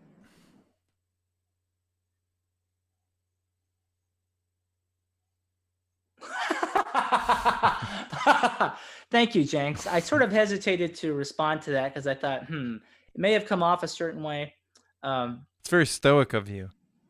Yeah, I mean, it helps to be patient. I mean, I'm not always patient. Sometimes, especially when the people who claim to be progressive post an IDW sub and all they want to be the people who are the anti-IDW progressives. I'm like, progressive is supposed to be a positive term. Why are you talking about how much you hate things and you're against things? What are you for? Okay, like, don't call yourself a progressive if you're not going to do that, right? Step one. But I'm not gonna get too much about what progressivism means because I don't want to get bogged down by that. I have But a it's question. like I have a problem with that sometimes because I have a personal attachment to it. But I also realize that's an illusion, right? Yeah, I've had those reactions while I've been working on this essay, and I'm like, Joe, you're an idiot for reacting like that. You didn't help anything. Yeah, I mean, I think that I see progressive, liberal, and conservative as like a character creator that each has their own. It's like, Well, I've almost thought like maybe we should just do away with the spectrum entirely. Not that there's not some, I guess, I just think descriptive academic use to it, but like we have gamed the terminology so much it's no longer reliable. Yeah, well, I Like, think that most people have the points pretty evenly distributed. I mean, I think that they're like very progressive people who are very much at like the downside to being an ultra progressive is you have a really hard time seeing why the way things are is pretty good. And if you're like an ultra conservative, you have the opposite problem. You can't you're going to risk stagnation because you can't see why what has worked will not always work. And if you're overly liberal, then you have a hard time understanding why the needs of the many outweigh the needs of the few or the one. And so I want to get more to Jenks's comment though, because it does seem more measured. And I put out a very straightforward dictum, which is, get rid of your anger. You just do it, right? And yeah, that's a big ask, but like you have to ask big. Like I have experience in sales. You don't make any progress if you ask small. You got to ask big to get the big dollars. And this is true of any ask for any proposition in life. You have to ask big. You have to set the bar high, because if you only ask people to be slightly less angry, they're going to be even less angry than you want them to be and think they did something well. And again, a big reason why I gave up on my mother is because she was like maybe 5% less toxic. And it's observable. You can see how I could see how she was from her lowest point to where she was before I stopped talking to her. And it's like, okay, yeah, it's better, but like she thinks this margin of improvement is worthy of all sorts of praise because I don't think people have been impressing on her how much more she actually needed to improve. And she's like, I improved so much already. Why do I need to keep improving? I'm like, that might just be I moms, find you dude.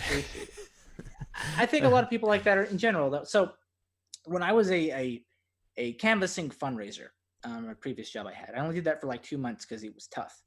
But we would stand on public sidewalks. We'd be representing some sort of nonprofit or charity, and we would stop people as they passed by and ask them to contribute to the organization we were representing. Because we were a for-profit company that basically sold our canvassing services to organizations with whom we contracted. And so when you ask people, you have to ask these total strangers, and they say, do not make any judgments about your ask. Ask for a big number every time. And so you'll say, can you sign up for $30 a month? Can you give a one-time donation of $100? And that's what you ask. Because even if it looks like they probably have like $10, you ask big. If you ask big, then they will try to get as close to that big ask as they can, right? If you ask for $20, right? If you ask 100, they'll give you 20. If you ask for 20, they'll give you 5. And that's based purely on the expectations you set. So it's like some people have higher levels of testosterone in their body, and I expect they will have a harder time taming their anger just because of that. So them following the same advice as someone who doesn't have that problem, would you think that if they do tame their anger, it could be more useful? I just think if you're taming your anger, you're no longer angry. You're maybe indignant about something, but you're not like you're able to recognize a problem and have the emotional sense something is wrong and I need to do something about it. But it's not going to feel the way you do when you're angry. And like there are they're like infrared scans of the body that show how your body heats up when you're angry. Hmm. And it's like your face lights up, your chest lights up, your shoulders and your arms light up. And they're like there are different ways the body heats up based on certain emotions, right? So when you feel a certain way with your anger, it's not an illusion. Like the temperature in your body, in regions of your body, is actually changing in response to that. And also when you're sad. What's interesting about when you're happy, your whole body lights up. Your whole body is like glowing. So like when you say people are glowing, maybe it's not so mysterious because they're emitting a lot of infrared light in that moment, in fact. And so It's kind of interesting. uh, right. And so like how you actually feel is important. And if you're taming your anger, if you're in a place where you're self-aware and you're like, I'm starting to become angry, don't do that. Keep your head straight because this is important. Um, you can have better results with what you want to do. And again, it would be hypocritical to say everyone has to follow this exactly the same with the same result because accepting nature as it is, I know that not everyone is made from exactly the same stuff. We're made from mostly the same stuff, but slight variations in the chemistry of our brain Hmm. and within our genes means that we will react to stimuli very differently. We will have, it's like Do you I'm think? I'm sort of naturally a person who's maybe I can have explosive moments, but I can also put it out quickly. So maybe it's easy for me to latch on to this kind of philosophy where that's sort of the thing is because I don't hold grudges a long time. And Hmm. this is a thing that's like in my family. Like my father is like this, and my half sister, who is my half sister by way of my father, like this. And we have this in common where we have an outburst and then we're gone. And we won't talk about it again. And my mother and my twin sister are not known for that. They are they are vindictive and they remember. Okay, they're like the raptors in Jurassic Park. They remember, and yeah, it's scary. No, it's like the raptors are actually the main villains of Jurassic Park, and they're scary because they remember, right? So here's something. I think you're correct in identifying me as a romantic, and I don't, Mhm. and it doesn't necessarily mean in the Valentine's Day sense. I Right, that's mean, that's just an element of it. There's yeah, there's there's multiple components of the romantic. yeah, in the as in romanticism. It's not. Yeah. It's. I agree with you. I think I am a romantic. Um, so here's a comment. This is interesting. I think it's interesting because it's going to challenge what your perspective would Sure, be. I get that. I made the Chesterton's fence point in my post related to the appendix. It's difficult to determine the purpose of emotions rationally. I think Jesus at the temple, anger can be justified. So Um, Jesus, he gets fucking pissed when he sees what they did to the temple, what they're doing in there. They're like defacing this place. And so it's like a righteous anger. Is there such a thing? I don't know. I mean, I part of me thinks yes, part of me thinks no. It's very hard. The romantic side of me says absolutely.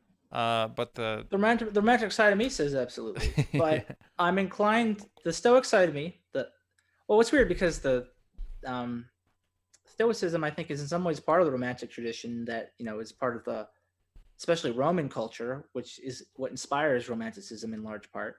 Mhm. Um, there's something romantic about the person who um, accepts their fate when their end has come, right? For example, that's something Stoics are known to do. Hmm. Um, but That's maybe there are true. contexts where it doesn't seem as romantic. I think uh, anger. Well, it's also good to remember too. It's like in the time of Jesus, we were civilized, but not as civilized. So this was probably a point in time when anger actually did solve more problems compared to today. Right? It's markedly different than the problems with the hunter gatherer thing, but I mean, there were still visible threats that weren't often solvable by a peaceful solution. And there's still some parts of the world where, um, I mean, there's still basically parts of the world where there's still hunter gatherer societies. And I don't know if I can make the same case to them about anger that I could. Maybe it does apply in general. Maybe, I mean, when our brains are which are capable of complex rational thought are the thing that distinguishes us from other animals. Maybe the leftover anger faculties we have from our previous evolutionary states are somewhat more obsolete, even in the hunter-gatherer state, but probably not with the totality that I mentioned in my essay. I guess there's sort of an assumption in what I'm saying that like So the people reading it are people who have access to the internet and live in uh, what we would call a first world industrialized country. Cyborg said this. I'm just going to What read it did he because it's say? 2 comments. It wouldn't be okay after all you said thus far. All of your discussion thus far implies you would say, this is just a temple. I can't control it. It's no big deal. And I have a response to that because I think if you are going to be if you're going to be dogmatically agnostic, then you would have to come to that conclusion because you would never be able to say that something matters enough to justify that anger. Yeah. Well, a And that you Stoic in have that to. time certainly would have had that reaction. This is just a temple. What do I care if the temple's been made? I'll make a better temple someday. That's Or where did I even need do it? Did I even need the temple?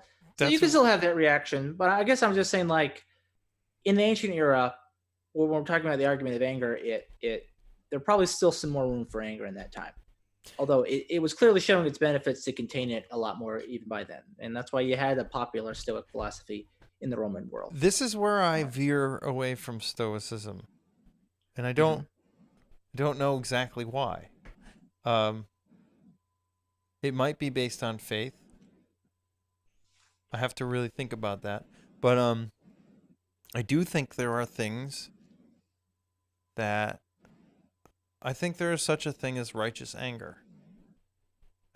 I mean, like, if you are witnessing somebody be brutally hurt and it makes you angry in a way that gives you the strength you need to stop it, then that anger might be justified. But now I'm making a consequentialist argument, and I don't like those. Yeah. So, Yes. So I would say the person who has that reaction is similarly capable of some other righteous reaction that is maybe more level-headed and informed, maybe more. And again, it's probably weighing more of the factors, seeing the bigger picture. I think there's. I would rather. let me Okay, say, here's an I just had a example. thought. I want to get it out of my brain. Because you started Mhm. this by saying that anger is a fight or flight response that's Mhm. no longer accurate. So maybe there are situations where it still is accurate. Like, is it justified in the moments where that is the correct response? I think maybe to the extent that they might still play out, you could say that. Uh, I guess I'm working from the assumption that those are virtually non-existent in the modern day, right? Because we don't have the things jumping out at us. Our social norms are, you know, there are social norms that we have in common today that we had with our hunter-gatherer ancestors, and then there are some that we don't have because we have developed these systems that make previous forms of conflict resolution that would have applied, 10,000 years ago irrelevant today. Right? You can take matters to court. You can, and if you choose not to take matters to court and take it into your own hand, you will then come into. You might be brought to court yourself. Uh, there were no mechanisms like that 10,000 years ago, right? And so the realization of this does inform a lot of our decisions, and consequently, we are a lot less violent, for example. And there's been an evolution of this process throughout time. In medieval times, uh, the the legal systems that were based on Germanic tradition, where there's like codified revenge, where if someone was injured, you could like have an officially sanctioned duel to remedy it, and it'd be a fight to the death. And for a while that was a thing, but as the Germanic kingdoms became the more formal European states that that we know today, they began to realize a lot of my subjects are needlessly dying, and I can't get tax revenues if they're killing each other over squabbles like that. So they introduced the concept of something like a weregild, which just means like the gold worth of a man, were being the original Anglo-Saxon or Germanic root for meaning man. Um, Hence, werewolf. It means man wolf. Man actually used to be a gender neutral term. In Anglo-Saxon, wereman meant male human. With man meant female human. With man became a bridge to woman. The wif is where we get the word wife. And then man was just a person. It literally meant person in a gender neutral sense. It was actually related etymologically to the word mind. So a thinker, someone who is capable of conscious thought. Hmm. Fun little. I know. Billy's gonna like that because it's the linguist approach to things, right? So a were guild, and so basically says like, okay, you'll be assigned a value within law for damage. It was based on class as well. So if you're a peasant or you're a lord, your were guild was different. But basically, it's if somebody dies, you have to pay their were guild, and then that is considered the revenge. There's not going to be a duel anymore. And so, like a lord would have to pay a were guild to a peasant if he caused some sort of injury or death to a peasant. It's like honor And culture. yeah, it's basically taking honor culture and monetizing it, so that people will stop killing each other because the king is like, I can't work with my subjects killing each other. All right, and it was also sort of taking the concept of at the time when there was an injury to somebody within a realm, it was personal, right? The injury was between the two people, and so what these medieval kings started doing was they formalized the concept of injury as being an offense against the king himself. So it's no longer personal to the individuals. It's now an offense to the king. You injured my subject. You have offended me, and I seek justice by demanding you pay the were guild to them. And so that was sort of like, again, that was like developing the modern justice system we have now. Where like, if I assault you, Jimmy, that's a problem for the court system wherever I attacked you, right? And they're like, hey, you can't do that here, so we're stepping in. And that's the thing we accept for now. And this is part of the evolution of things. And so we have pulled out a lot of what needed to be done to solve problems. Because if you go all the way back, turn the clocks all the way back to the hunter-gatherer times, you didn't have that. You didn't even have a king. As primitive as the medieval monarchies were, you didn't even have that to intercede and maybe level the playing field. You really just had people fighting and winning, and who walks out is the one that survives and spreads their genes. So anger makes sense in that context. It's unfortunate, but it makes sense. But that's almost never the situation pretty much anywhere we live. Assuming people can read a Medium article. And the more we can back away from, another great example is like, it's not only the fact that it doesn't present itself as useful, but it is actively automated against us. And we had a lot of talk about this yesterday about the way algorithms are used with and outrage clickbait. A very primitive part of our behavior has basically been industrialized, or like it's like there's like a factory level efficiency in which our anger is being used by mainstream media, by politicians and political messaging. We look at the state of the American Republic, and not just that, but Western democracy in general, right? Look at what's happening in Europe and in Canada.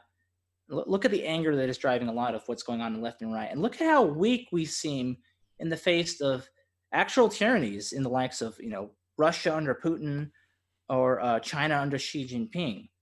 It's just, is our anger serving us well, or is it somehow being weaponized against us? Is it failing? So there's not only the potential where it might not actually provide a good result, but having the emotion of anger unmastered and without the awareness that we should be averse to our anger makes it very easy for us to be gamified in this manner.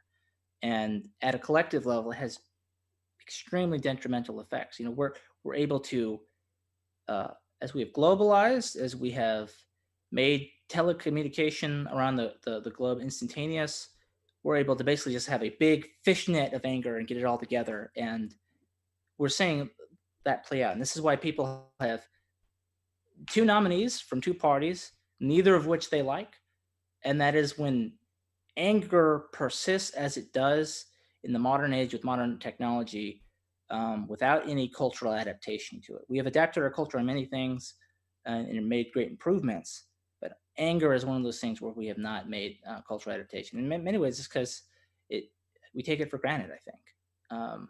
We don't really think about it. And I think it's time we thought very, very heavily about it, because if Democrats and Republicans could respond or disagree in a way that wasn't anger, but was some sort of righteous displeasure at the very least, and that was productively minded, I don't know if we have a place where Biden and Trump are our choices. We'd probably be in a place where we're at least feeling much better about who our candidates are.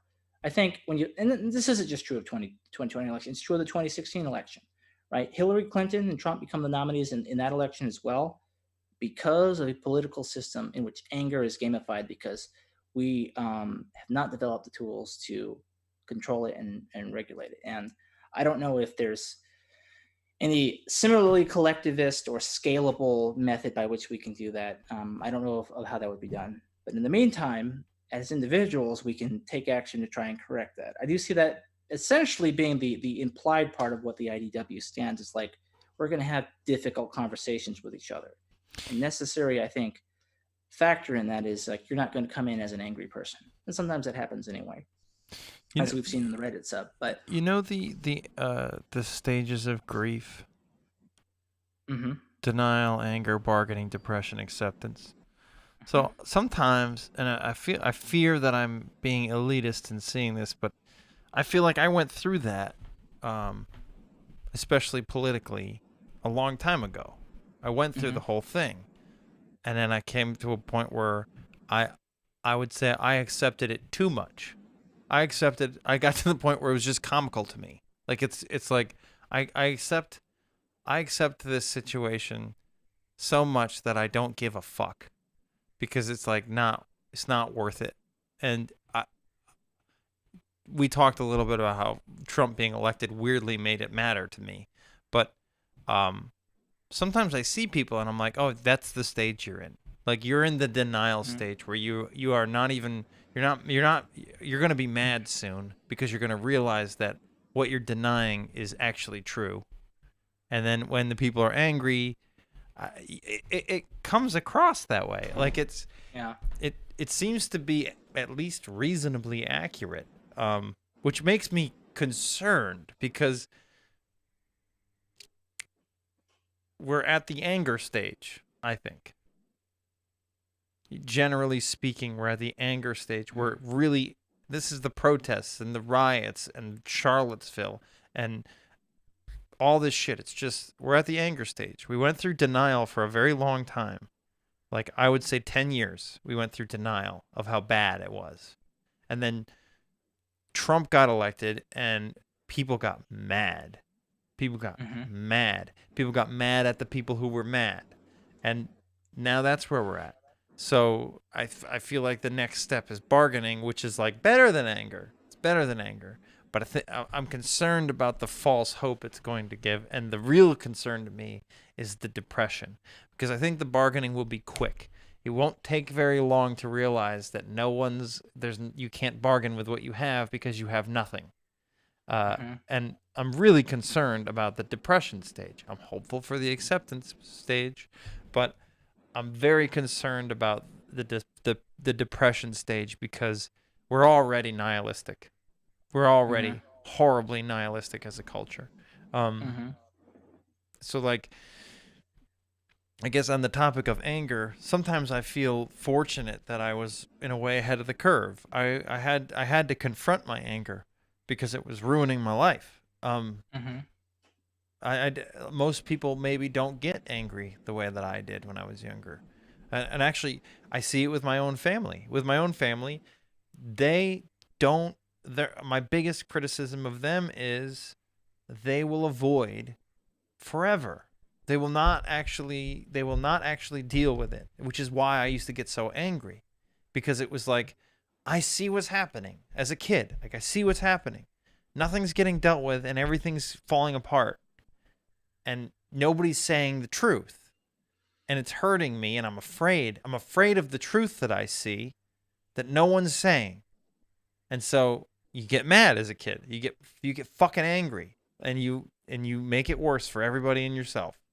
So in a way I feel fortunate that I went through that when I did, because now I feel I'm in a place where yeah, I experience anger and I think it comes out like I get really heated. I don't know if I want to connect it with the word anger though, because for me anger is this thing that I just described, that is something that I don't feel like there are moments where I'm higher risk of that, and that's probably always going to be true.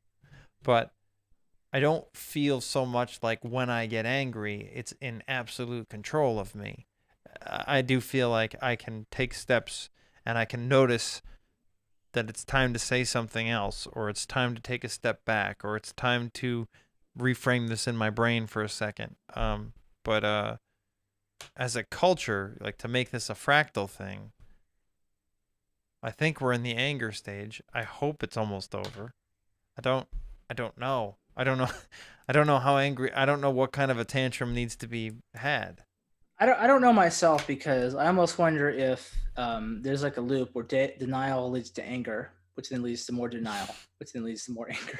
Yeah, it's And true. especially when our sense making ability, as Eric often puts it, is taken from us. So that's a breeding ground for denial. It's very easy to be in denial when information is actively true, well, like accurate information, or I guess faithful presentations of information are denied to us. And I feel like, I guess I feel like there was kind of a bargaining stage for a while right after 2016, actually, you could say. And then it went back to anger, because I don't know, like, though. What do we do? How do we change the Democratic Party? Oh, you know what? We don't have to change anything. The Republicans suck. I felt like it was denial, like the Russiagate thing. It's like, are you fucking kidding me? That was denial. I mean, and I think that for what it's worth, there's actually some credible evidence to think that maybe there was a Russiagate thing. But that's not why they pursued it. And this is the important thing. This is why it's denial, is because they didn't pursue it because they actually cared about Russian involvement in the election. They did it because this is our out for why losing the election wasn't our fault. I completely agree. They were trying to get that vindicative moment in their story. Well, and then they didn't get it. There's two people. There's the people running the stories and the people watching them. The people watching them, I think they believed it. And that's absolute denial, because it's like, you know that there's influence on elections. Like, of course there is. Of course there's influence on elections. There's influences on other elections that we do. I mean, welcome. I don't know what you're upset about. Did somebody come to your house and change your vote? Like, make you vote a certain way? Or did they hack in and change people's votes? No. They used social media. They used all sorts of shit to get people outraged, and that's, you know what? If that's actually working, then clearly something's got to change in the culture. And what was particularly dumb about it was, like, they would like, oh yeah, Russia set up like these fake Facebook events where there'd be like a protest for something, and then they'd make a Facebook event for a counter protest to the protest. And none of these groups are real, and they just said, and they get people to show up and just to sow discontent. It's like, well, that's what I mean. So you know this stuff's going on, and then you're gonna engage in that outrage behavior that the Russians are actively using against you as you follow this Russiagate. Russiagate itself is the biggest win for Russia. Like, it's like the fact that they got caught, that it had the reaction, it only proves how successful it was. It was horribly successful. It's terrifying how successful it was. Russians are using Russiagate to stir up Democrats. They use it the whole time. That's what they've been doing. It's like, look, the solution to this isn't to engage in even more outrage that Russian trolls can gamify. The solution to this is to look at what you can do better. Right? What can I control? Can I stop sharing these bullshit like clickbait articles and stuff? Can I spend less time on Facebook? Or like, how about this? Remember when Facebook it was like Facebook, a place for friends. Does anybody think that about Facebook anymore? So Osho said the division is the win, not Russiagate itself. I would say Russiagate is the division. I mean, I don't think Trump winning the election is divisive. It's just a person won an election legally. The division is the response to it. To me, like, I don't like that Trump was elected president, but he was elected president legally. There was nothing illegal about how he was elected president. There's nothing. Either you believe in your democracy or you don't. Yeah, like as far as like the votes cast, like they were consistent with the laws as they exist, and you can contest the constitutionality of some voting laws in some states, right? But until that's been weighed on, like it all happened under the law. We even saw that based on Mueller's investigation and much of what Comey found out before him, uh, the Russians did try to hack some of our our digital election systems, and they failed. They did not get access to that, but they did try. Um, and I think this you know person that is. doesn't that's not like tampering with the results. So that's not like stuffing a ballot box kind of illegal stuff, right? You can't blame the trolling Yeah, for the division. I mean, I know troll. that. That's like blaming that to use That's an like equivalent. that's That like would be putting a like pie in front of a fat kid and like, why did you eat it? no. You know, it's It's to tie it back to anger. It's yeah. like when somebody does something that upsets me and me getting angry and acting as though that's their fault. It's not their fault. I chose to give in to that anger. Right. I chose to respond the way that I did. It's not their fault. I mean, if you can't deal with trolling, you're not going to survive. You're not going to, Mm-hmm. you're like, this is the world you live in. This is, if I would say Russia took a gamble. Russia said, the U.S. is pretty divided right now. I think we can really magnify it. And I think the best way to magnify it is with, honestly, is probably let's try to irritate both of them and see which one responds. Whichever one responds is the one that we're gonna go like, that's who we irritate. We're gonna irritate those people, and they will just fucking do. They'll lose their mind, and it will be great for us. And I think that's what happened with the Democrats. Mm-hmm. Yeah, that's they played right into Russia's hands, and everything about the RussiaGate thing like is has been wrong. And calling Tulsi a Russian asset for not wanting to get swept up into that doesn't help.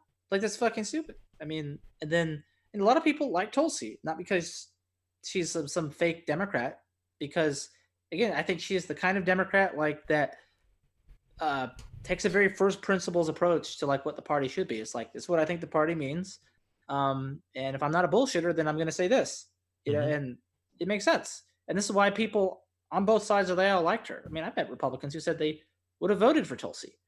You're like you're pissing away at your own potential when you get mad at Tulsi, not for massaging your ego about the whole RussiaGate narrative.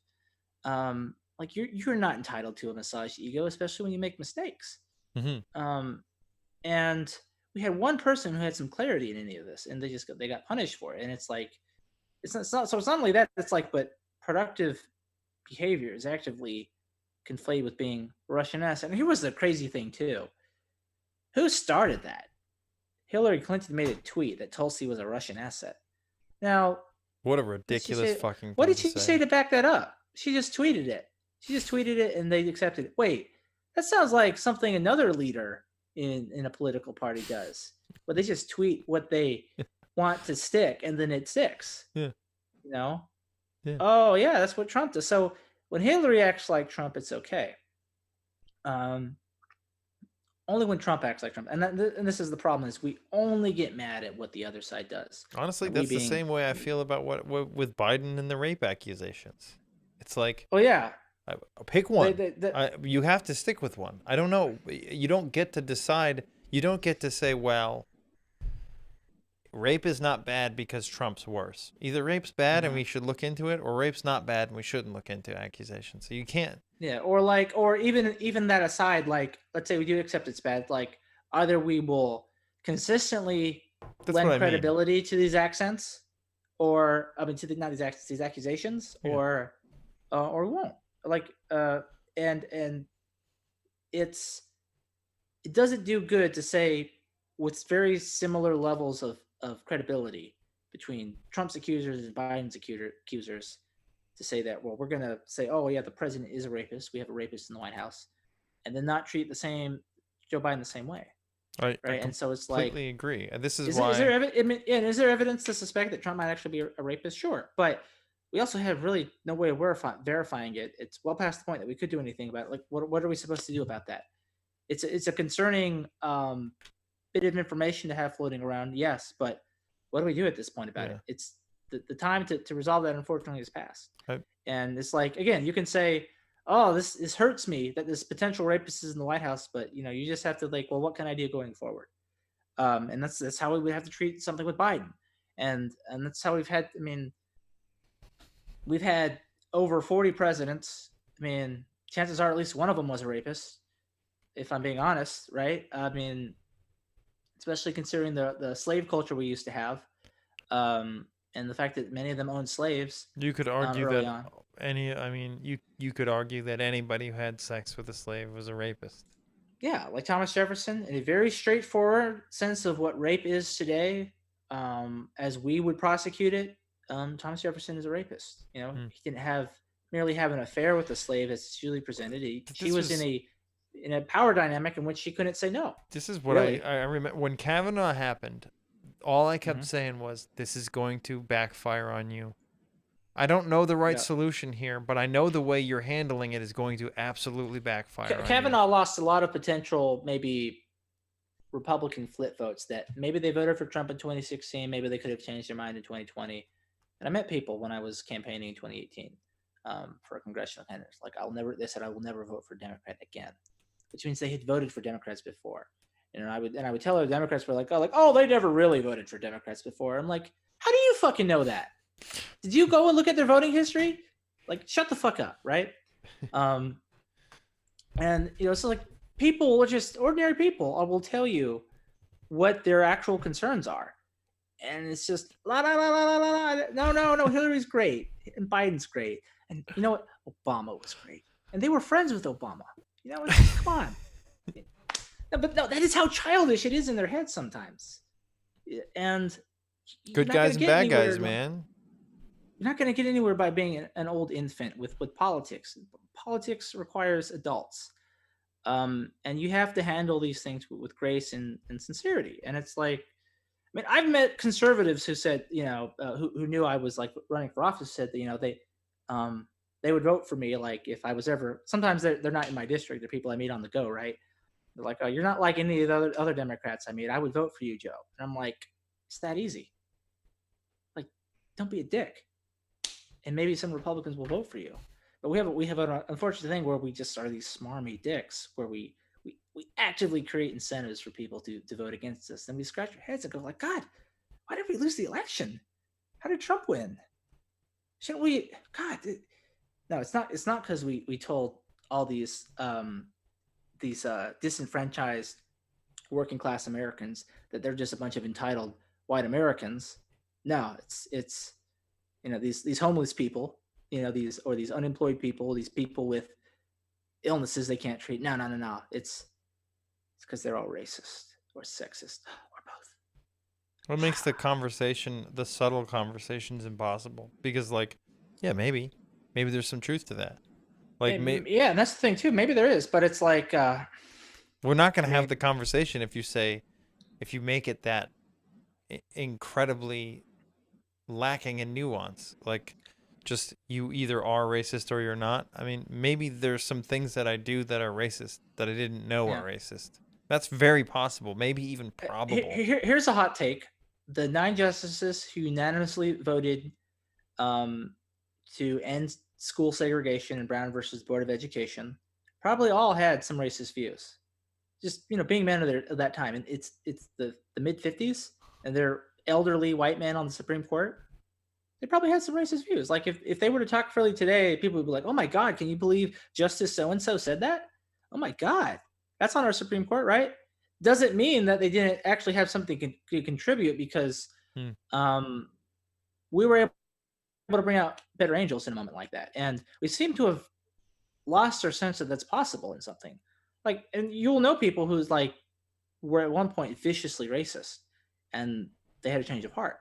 Like George Wallace is an example of that. George Wallace eventually realized, you know what, I've been doing this the wrong way the whole time, and I need to make amends. And he started speaking out against racism and segregation in the South toward the end of his life. Um, and like, there are things that led to that happening, and we're shutting down the pathway by which that can happen these days, and really giving, as Brett often puts it, like we're taking people who aren't racist and giving them incentives to become racist by identifying with the ethno nationalists of the far right, who basically serving white identity issues. Mm. And like, you create those incentives at your peril. And you do that by not understanding like what their incentives are, right? If you want people to have the same incentives as you do, but realistically, poor white people in Appalachia who used to be very solid labor voters for the Democrats just Who's don't have the same direct interests as a lot of people who are maybe minority in urban areas. that guy Um, who like the black guy who's like converted a bunch of KKK? Daryl Davis, I think. Daryl Yeah. Davis is his name. Yeah, He would be a great example of a stoic person. I mean, probably. Well, like to be again, he able to was he was I he was guarantee interested. It's like why would they hate me when they don't even know me? And he wanted yeah. to understand it. And right, and if you're living in accord with nature as a stoic, right, that means the only way you can do that is if you understand what nature actually is, right? Like Mm. I don't jump in volcanoes because I know the nature of a volcano is it's really hot and I'll get cooked, right? Living in accord with nature. And if I decide that's how I want to go out, well, then I know exactly what I can get if I choose to jump in one, right? So, in accord with nature either way. But I don't jump into a volcano expecting that I won't get cooked. And um, I don't contend with racists um, by backing them into a corner, into the corner of white identity. It doesn't change Um, anything. It doesn't. Right. It's just like, clearly I need my white people because that's what they're going to say. Clearly I need my white people to survive. And you do not want them to think that. There's also a Like that's huge the difference. The thing is like no almost you can expect almost no one to be like what's his name, Daryl Davis. Mhm. You can expect almost no one to be like that. Like Right. he's an exceptional person. He So is. I'm not saying that everybody should be out there making friends with KKK members to try to get them Well, converted. there's a spectrum But of what approaches you can take, but right? here's the thing. I would say most of the reactions I see to people who maybe are saying something that is a little ugh, is like such a severe reaction with such dire consequences for that person Mhm. that all you do you see I would say that's like a chain reaction of fight or flight. You are afraid that racism is like uh I don't know, contagious or something. Or Yeah. maybe you're a black person and you're genuinely afraid of it, which I understand. Or maybe you're a Yeah. white person and you are afraid of the guilt you feel. Or maybe I don't know. I don't know. But your reaction is just gonna kick Right. off another one. It's there's a difference between a white person who says antebellum slavery was okay, and there's a difference between them and a white person who says something like why do black people commit so many crimes, right? Both are arguably pretty racist things to say, but one is way more like concerningly racist than the other. Mm-hmm. And the reaction is in many ways not going to reflect that. The reaction is going to be as if either one of those people said antebellum slavery is okay. And when I think there's been like a theory like in how you set punishments in a criminal system, um, where you really want it to match because in more primitive legal systems, a lot of punishments were death for anything, right? The punishment for murder was death. Sometimes the punishment for theft was death. So what happens then? Well, if you're a thief and the punishment for death, punishment for theft is death, then the incentives to get rid of witnesses are higher, right? So it's like, well, if the punishment for death is a death anyway, then I might as well murder these witnesses because I'm already up for death anyway, and now I'm just minimizing the chances that I'll be put to death, Right. right? Whereas if the punishment for theft is just maybe a fine or a little bit of jail time, but the window for something like execution is not yet been breached, and you're like, well, I could kill this person to eliminate witnesses, but then I might actually be executed or I might go to prison forever, right? By having a proportion in the system, you get people to make decisions that are more in line with what you want them to do. They might just steal and not kill. Some people in some cultures, it's killing has to be a part of stealing because if they live and they can report what you did, you could be killed for it. And so, um, this isn't just true of how we should construct our legal systems, but our social and our cultural systems, where you want the reaction to reflect um, what the actual offense is, so that the person who's committing it doesn't escalate things to things worse. And if you react to them as though they are a white supremacist, the only thing then for them to do then is like, well, I'm going to be treated like a white supremacist now. I might as well just make friends who can help me weather this storm. It doesn't matter. They already think I'm a white supremacist. You know, Mm-hmm. the white supremacists aren't going to hate me because I'm white. And that's what they're going to say. More and more people are going to have that realization. We even saw that guy in the subreddit about a week ago who's like, I'm Mexican, but I look like a white person. And I've lived in poverty my whole life. I've had discrimination before. But now I know, he said, now I know most Democrats are going to just see me as some other white guy and treat me accordingly. And I'm afraid of what's going to happen. Like, that is a very disconcerting statement. And it's proving Brett Weinstein right, that you create a game theoretical situation in which it only makes sense for people who aren't white supremacists to align with them and eventually become them when you don't have things in proportion. That's what I like. I've been saying to people I'm close to, not on the racial lines, but on the lines of like, I mean, I guess kind of, but there's some cancel culture shit happening here, yeah, and there's more and more pushback, like eat the rich type shit. And my fear is not that they're gonna win, because they're not. My fear is more, you're not going to win, and I don't know what that's gonna look like. well, it's like either they'll win or their failure will create a different monster. That's what I mean. Like, I don't think they'll win. I think it's more concerning how badly you're going to lose and how bad that's going to be for the country. I mean, I think in some which ways, is honestly like, we how I already feel see that about, with Trump. Yeah, that's how I feel about the Democratic Party. It's like, you're going to lose worse now, and that's bad for the country. And At worst, like the worst thing I could say about Trump is not so much that he is a fascist, but that he's kind of, let's say, a proto-fascist, right? Like, he has a lot of elements of a fascist leader. I think is technically true.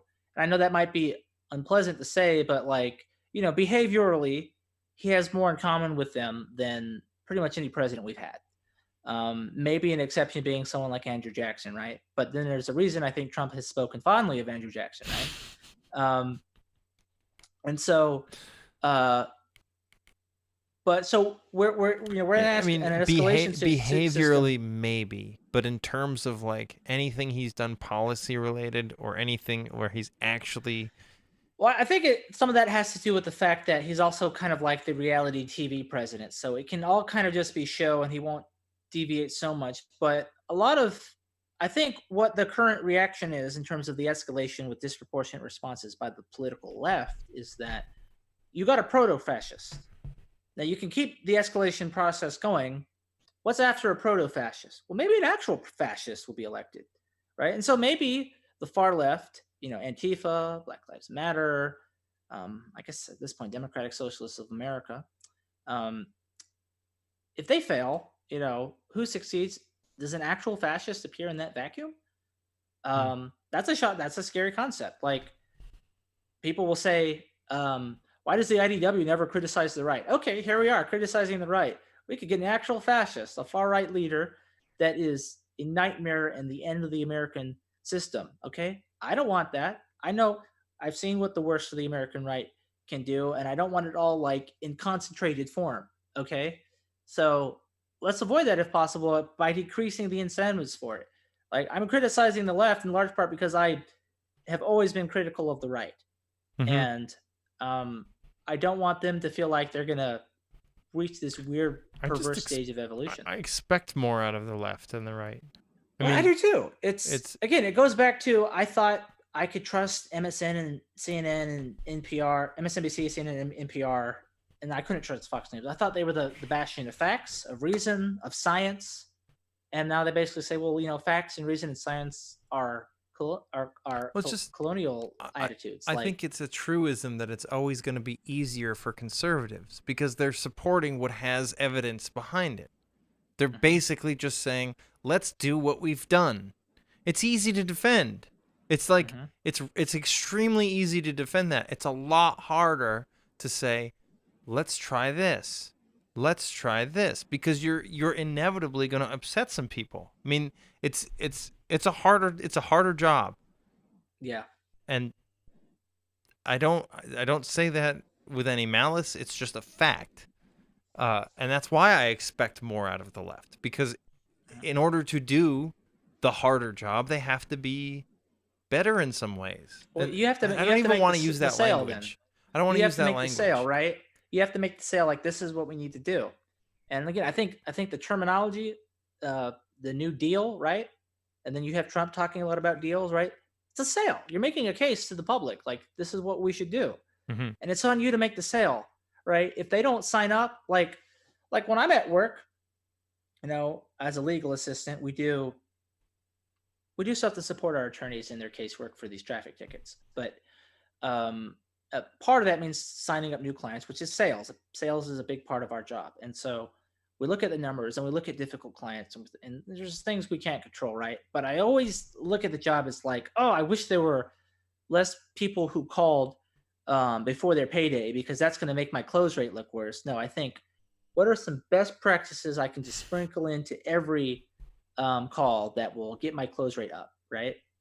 Um, how can I improve the sale I'm making? Because there are some people that are unreachable. Not everybody voted for FDR. Obviously, not everybody voted for Trump.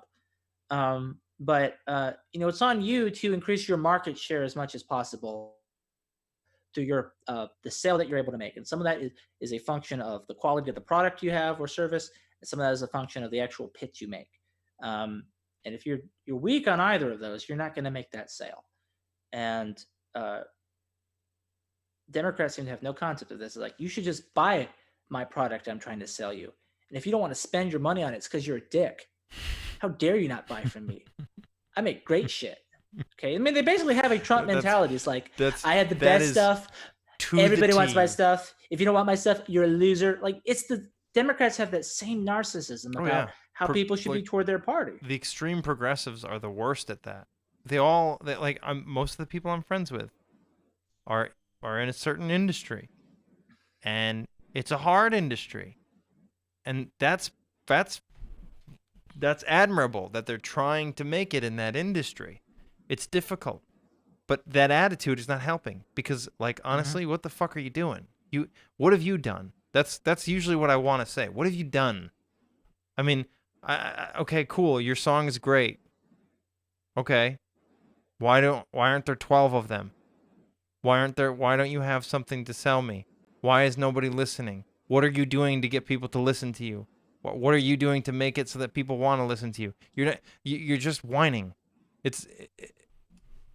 I don't know what to tell you. This is funny. I have to put this up because it's just hilarious to me. I've never said that. I've never said that. I think I know who this is, because there's somebody in the subreddit who is demanding that I tell them who I'm voting for. And I told them I'm not doing that anymore. Who I think I vaguely remember that. It's one of the usual suspects in the sub, right? Yeah, we won't single anybody out. Yeah. But okay. If this is who I think it is, I refuse to answer this question anymore, because if you need to know who I'm going to vote for, then I have no interest in talking to you. If we talk, I might tell you what I'm going to do, if I have some sort of relationship with you and it makes sense. But I did not. I never said that. They said I said it on the Reddit. They're taking what I said out of context. Yeah, and I'm gonna make another quick reference to my anger essay here, because I think it's sort of getting at a point I make there as well, which is one of the costs of being angry is we have less trust in information, because people have a tendency to conceal information or falsify information if they are in fear of retribution, right? So, like, if you imagine a parent who is, a proper disciplinarian, but isn't like an angry tyrant to their kids, they probably don't have to worry about their kids lying to them, unless their kid has some sort of like disorder where they're a pathological liar. But assuming they're like most of the population, that kid should just be honest with their parents. They should be okay with accepting some consequences, but they probably also have best habits so that they don't make a lot of mistakes that would get them in trouble, right? And they can be honest, right? They can be honest and minimize the damage, and they can understand in the long term the value of honesty. So I think maybe one factor that creates negative incentives for you and saying how you're going to vote is like you realize that what you say, even if you say Biden, right? Let's say it's not. Let's say you say Biden, that can create that can create an angry response, right? There are negative incentives about that. There will be angry about whatever your answer is, and so you're like, I'm not going to say, Hmm. right? And maybe people It's are still angry that you won't say, but maybe you've determined that like you will get the least amount of anger directed at you if it's a mystery, you're because then not. you have plausible deniability. It's an anonymous vote for this reason. Okay, I do want to say the person said they're not who I thought that they were on the sub, so I said it. I didn't say the name. You're not who I. Okay, that's fine. Usual suspect But confirmed. but Okay, what I will I say, heard your dog whistle, son.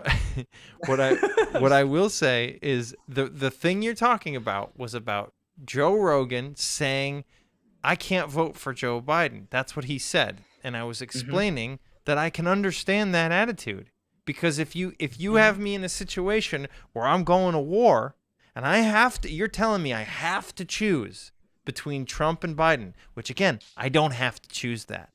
Remember Hmm. that. I don't have to make that choice. There's no obligation. But if you put a gun against my head and said, which one are you following into war? It's one or the other. I'm going with Trump. I'm sorry. It's just the guy like that guy, I don't, he's dangerous, whatever. But Biden's losing his fucking mind. And I I, will say I, Trump does seem sharper than Biden on most days, I and that's don't want concerning. either. I Like, don't want either of them. why did we nominate a candidate where that can be said? Like, what is wrong with us? I Um, completely agree and with and I'll that. go ahead and I'll go ahead and say right now because I'm not afraid of the angry response because I'm gonna say I'm not gonna let it hurt me. I will not vote for Joe Biden. Mm. I won't do it. I didn't vote for Hillary Clinton. I'm not sure. I will probably write somebody else in, maybe the Unity 2020 candidate, even though I know that's um, probably just a pipe dream. Um, I will not vote for Joe Biden because while I don't know if I could have said that a year ago, I might have thought, okay, I'll vote for Joe Biden.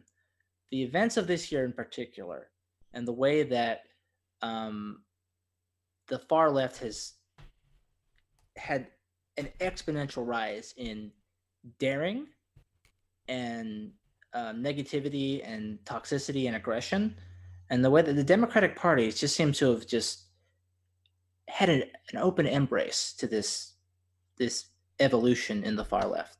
And the way Biden seems totally unconcerned about it, and so almost seems willing to capitulate to it on potentially key policy issues, is concerning.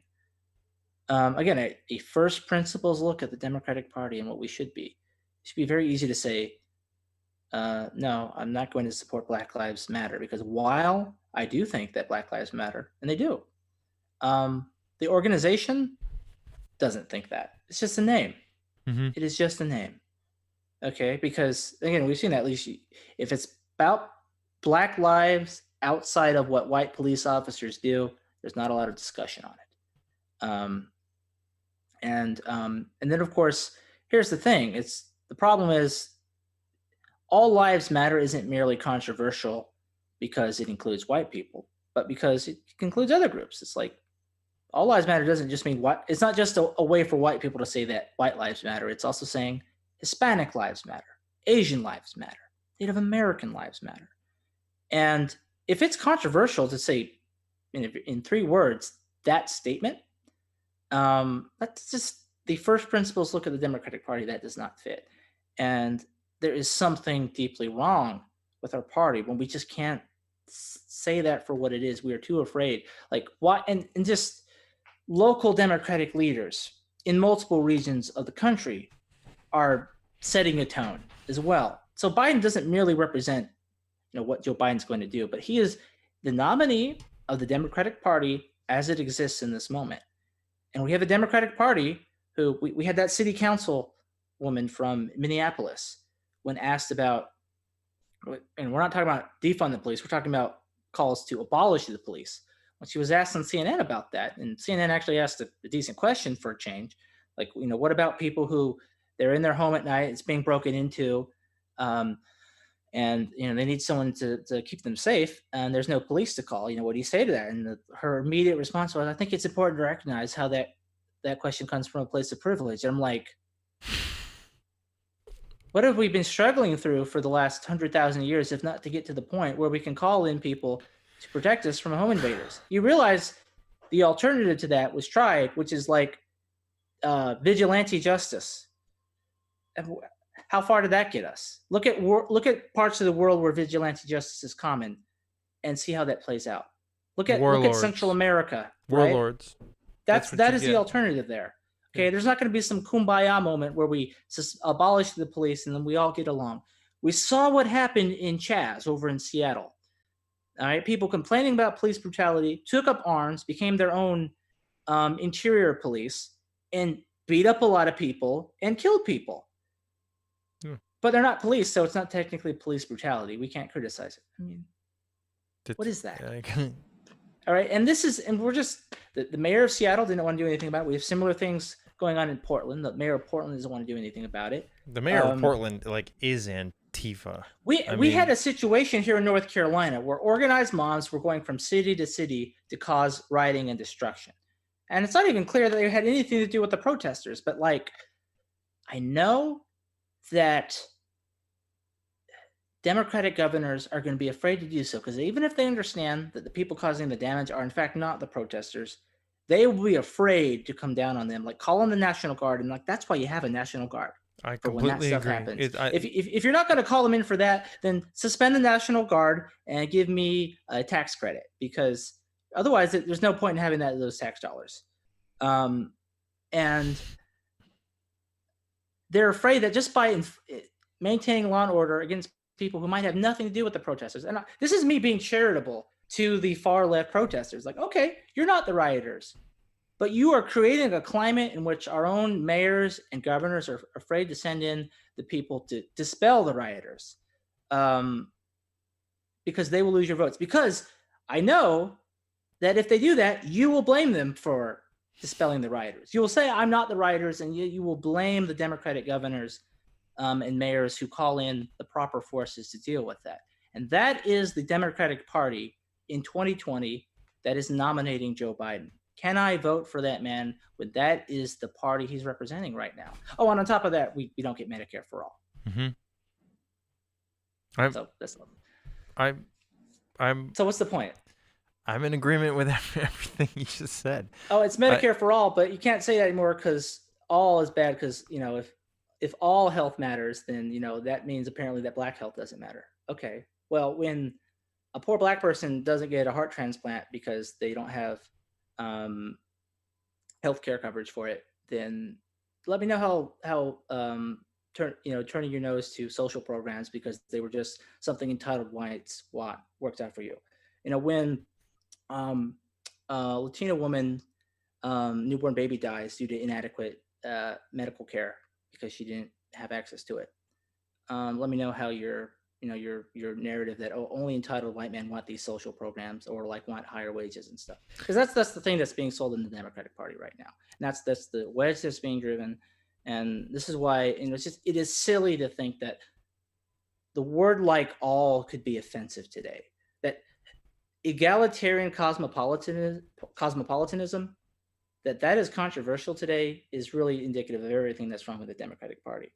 And so long as that's the case, again, I'm not yet at a point where I see a point where I can change the Republican Party, because as we've mentioned, they have problems as well, and I still have expectations that maybe the left can be better. But I'm not going to enable them when they're going down the wrong road like this, right? It's like when your cousin's an alcoholic, you don't just sit there and watch him drink beer. You say, cut that out. What are you doing? You're making it worse for the rest of us. What do you think's going to happen with the governor's election in 2022 for Oregon? Because I think that her term is up. So I don't.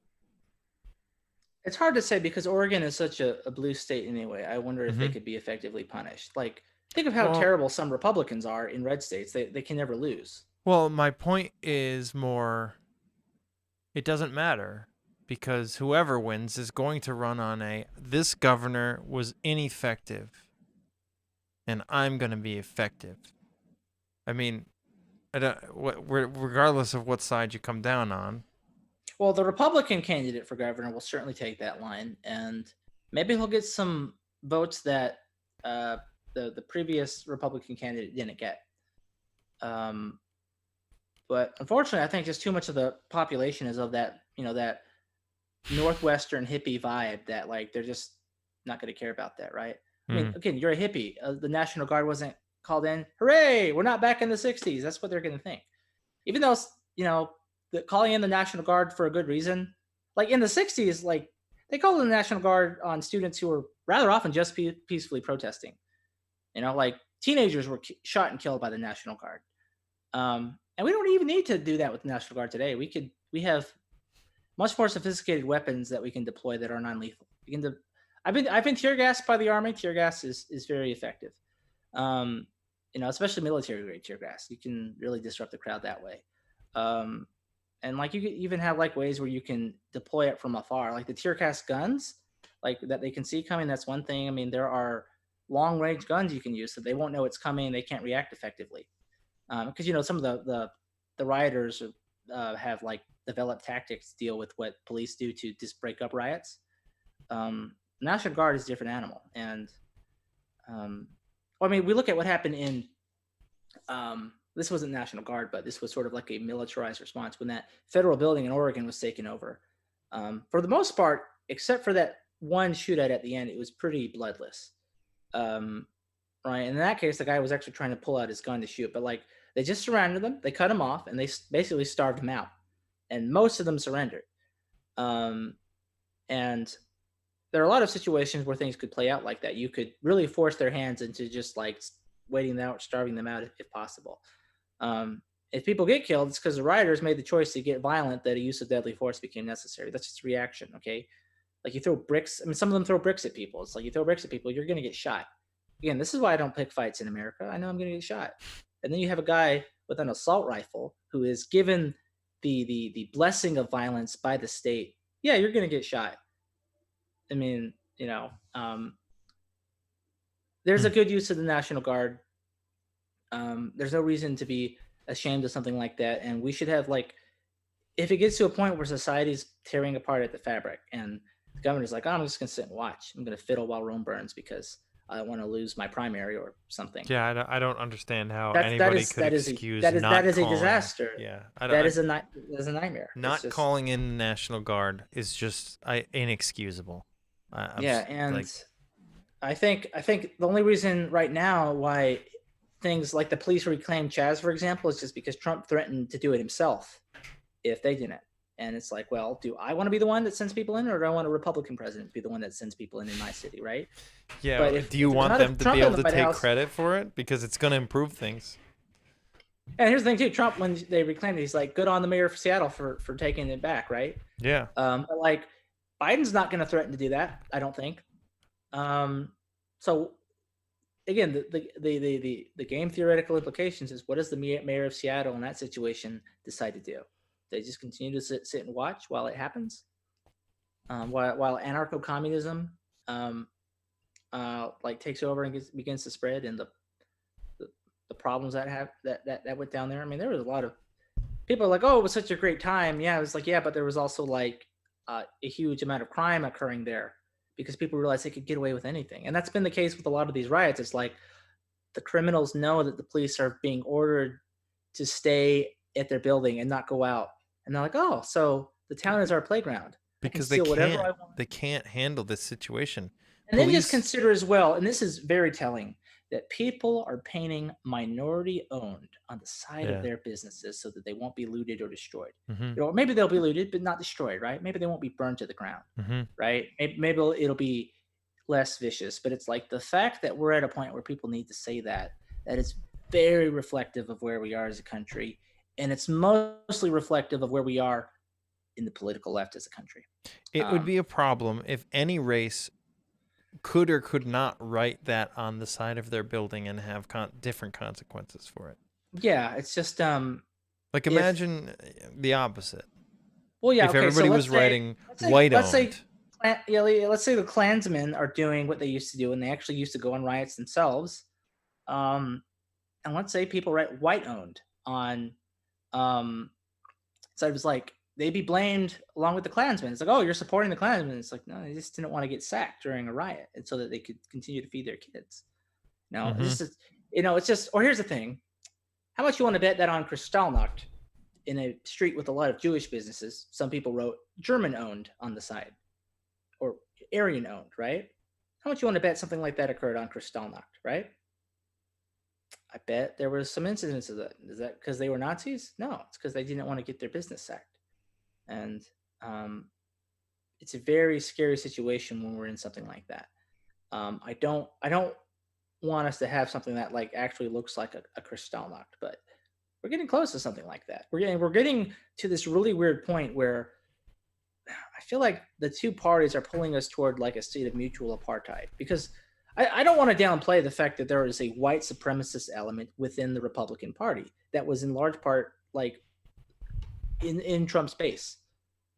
I think it is a mistake to typecast that as the entire Trump base, but I also think it is a mistake to ignore its existence and to ignore maybe the unique level of visibility or even volume that it had compared to previous Republican candidacies, right?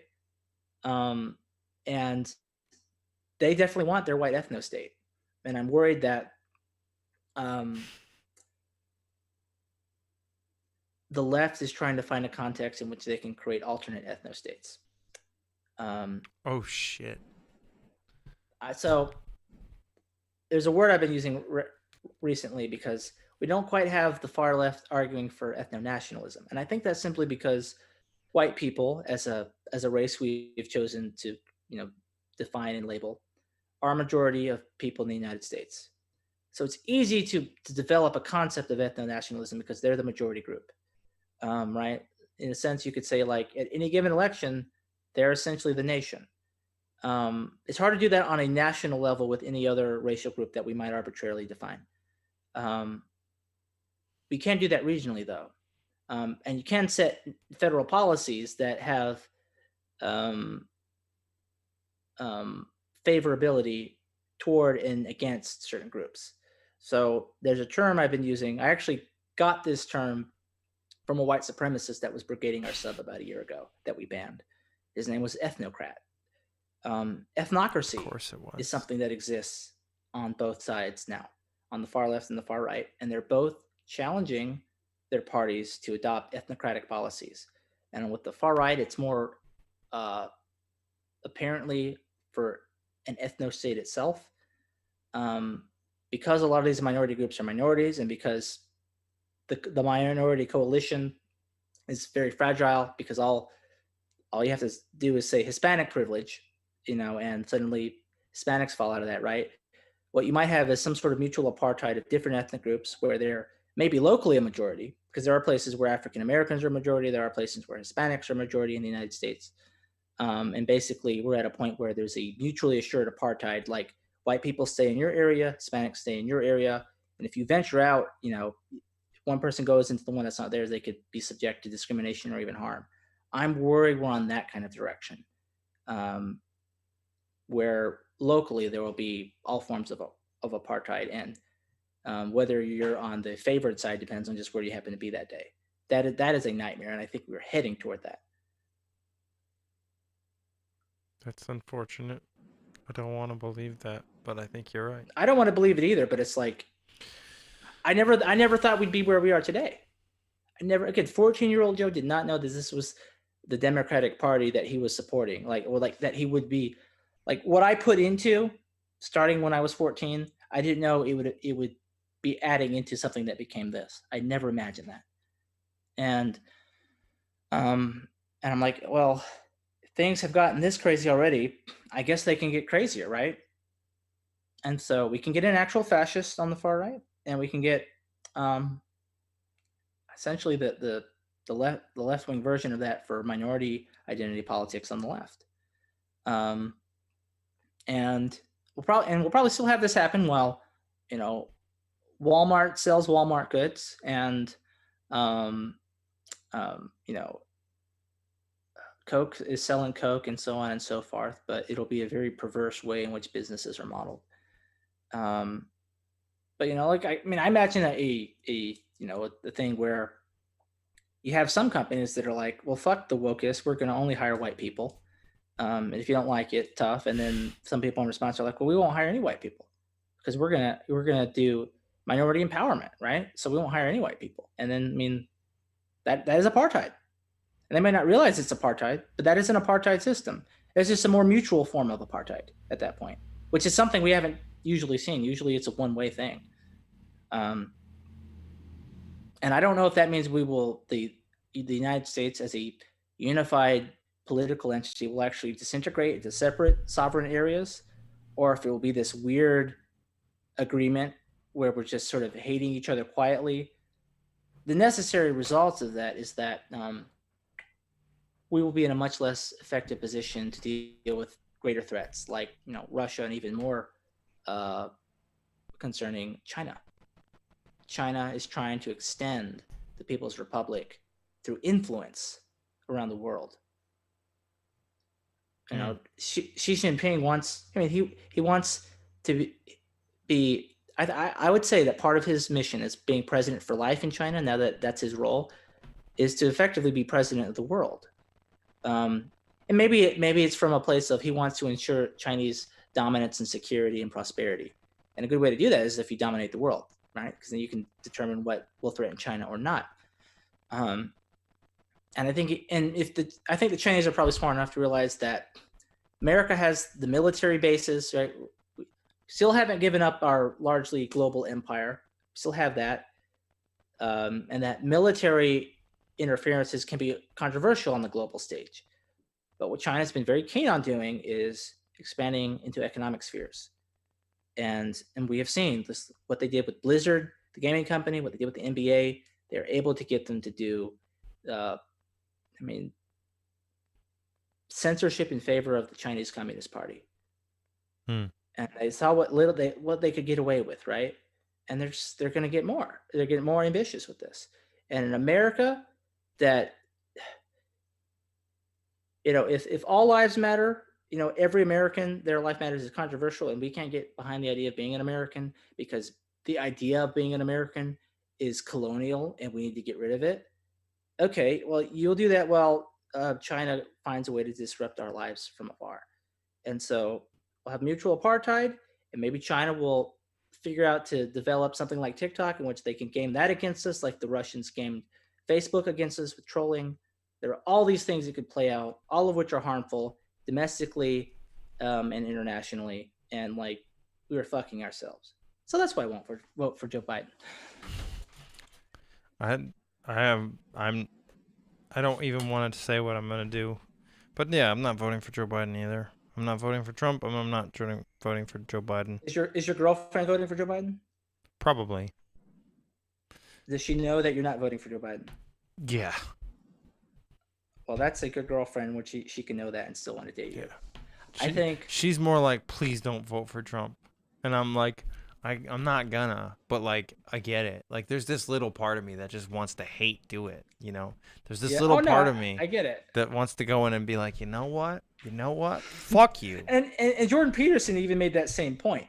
I'm not gonna do it. But yeah, he's like, I could see how I could have been just like fuck it at the ballot box and done it, right?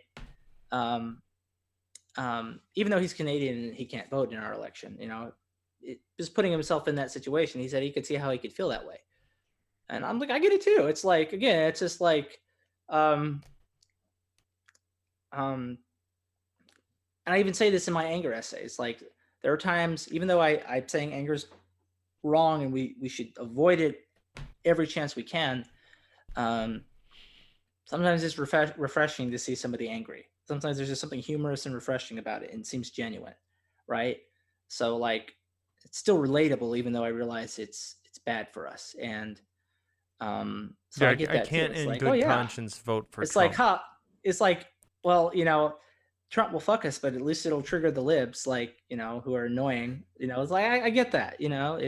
I don't think we can survive another 4 years of the Democrats believing that the way they're doing things could work. Yeah, that's my problem. Yeah, that's my problem. It's when we talk about like who's going to win or lose the election, just the choices we have not right now, we're all going to lose, and that's a given. All right. I'm going to answer this question because they asked it earlier, and then I think we should probably head out. Yeah, probably getting close to wrapping up. So they asked this at the beginning. They were in response to me saying why I was like, I don't think I'd use the word energized. I suddenly cared again when Trump was elected president. Didn't I have policy preferences? Why would I be reinvigorated by Trump?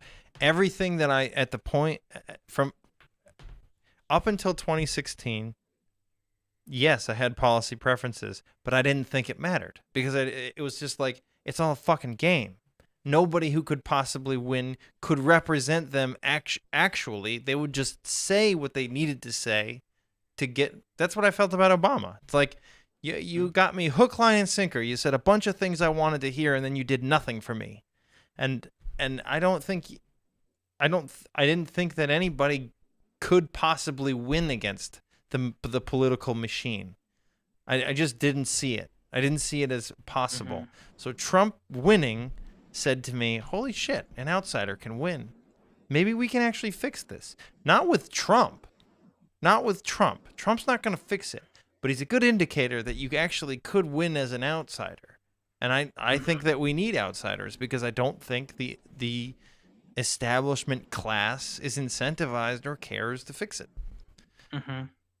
So that's why I was energized. I guess you could use that word. I guess I started to care. And I get that because I have a similar frustration where, when I was more involved, I was much more likely to defend the Democrats, or just, I had some denial aspects in my younger years about why they did what they did. And some of it was like, I guess to summarize what my frustration was, and I started to have this turning moment around 2013, 2014, is like, I got tired of always trying to steel man my party and then being shown why that was wrong by my party. I got tired of years of that. And, it's sort of like we say in the IDW. It's like, why aren't you assuming this person's in good faith? Aren't you not applying the principle of charity? It's like, well, I tried to steel man him before, but he's been in the sub for 8 months now, and he always does this. So I think I apply the principle of charity. I did do that. Yeah. But that doesn't mean you just tolerate stuff forever. Mm-hmm. It eventually means did Sam always say that, look at his conflict with Reza Aslan, right? Now, if you look at some original interactions he had with Reza Aslan, it was much more cordial, cooperative, dialectic. He started with good faith in Reza Aslan. Reza Aslan started to act up 10 years ago, even. It was way long ago. And that led to his conflict with Sam Harris on the topic of Islam. And now Sam will say Reza Aslan is a bad faith actor. There's a lot of good reasons to do that. And it's not because Sam Aslan. Yeah, and it's not because Sam isn't applying the principle of charity. It's because he tried to work with Reza Aslan. He saw what it was like when he could, and then he saw Reza Aslan shift for really no good reason except Reza Aslan just gonna Reza Aslan. And you can only give people so many chances. That's how I felt about literally all politicians. It just felt like I don't agree with this person commenting. I don't agree that anything incremental happened in the Obama administration. I don't agree that anything positive happened, anything improved between when I've been old enough to vote since 2003. And I don't think anything has gotten any better at all. I don't think that anything has changed or improved in any way. And all I see is a bunch of games to make it seem like a lot of stuff's happening when I don't see anything happening. Mm-hmm. So I agree. That's why I think, shake it up. Shake it up. Be a little scared of your job. Completely. Yeah, I understand it completely. I think this has been a good first half. Yeah. Of some of the diagnosis. It's not even really a wading into the solutions yet, but it's a good first half of that. The second half of the diagnosis, I think, needs to be addressing what can the political right do better? Yeah. Because it is a fair point that sometimes the failures of the right are overlooked. And if I'm being perfectly honest, in the near 2 years I've been in this Reddit community for the IDW, most of it as a moderator, and just having to monitor all the situations as they progress, how people have behaved. There's this contingent of people in IDW who are somewhere on the right, whether just right of the center or farther down, who have this very cynical attitude of the IDW that it's only meant to criticize the left. And I think realistically, it's like a lot of people in the IDW are also critical of the right. Like, listen to Sam Harris talk. I mean, there's when they and then they'll say, "Well, Sam has Trump derangement syndrome." No, Sam has a very rational amount of disgust for the kind of person Trump is, because Trump does nothing to produce a flattering image of himself, and you should not want someone like Trump as president if you want a good president. So Sam doesn't have Trump derangement syndrome. He doesn't think what he does about Trump because he believes what CNN told him. He watches live feeds of Trump's behavior and says, "I don't like that." And that's not spin. That's Sam's honest reaction to the guy as he is, as he chooses to be all the time. Trump's tweets are not filtered through the CNN spin mechanisms. Okay, Trump just tweets. Sam reads them and he compares them to tweets by other human beings on this planet, and he's like, "I don't like this as our president." So it's like there's a conversation that needs to be done in healing this. I hope I've labeled out a lot of what's wrong with the left that will need to be addressed, but we need to have a look at that on the right. And next time we do this, I think that needs to be where the discussion is focused, because anything I try to do in good faith as a Democrat game theoretically fails if people on the political right who are in IDW space don't want to play along. Okay, it has to be a collaborative project, and that's the idea of Unity 2020. It's the left needs to, that sensible left needs to get its act together, but the sensible right needs to be willing to do so as well. And so that's, I think, where the next conversation needs to be pointed. I totally agree. I think it's hard to have that conversation right now.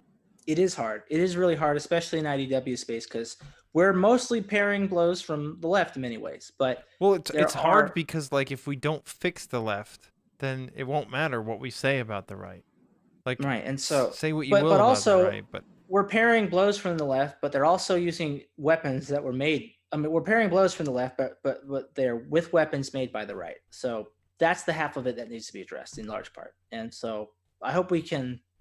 I don't want to go into that because it's getting late, but that's I think a thing worth delving into, and that'll be a truly hard conversation to have, I think, for folks in IDW space, because it has been a lot of dunking on the left in IDW space, but we have to dunk from all sides. I'm fine to take dunks. I think you're right, and a lot of it is because there's a lot of things that people have wanted to say that they couldn't say, and it's like that's never true of the right. There's a lot of, you can say anything you want about the right pretty much anywhere, but you can't criticize the left in a lot of spaces, and not without real repercussions.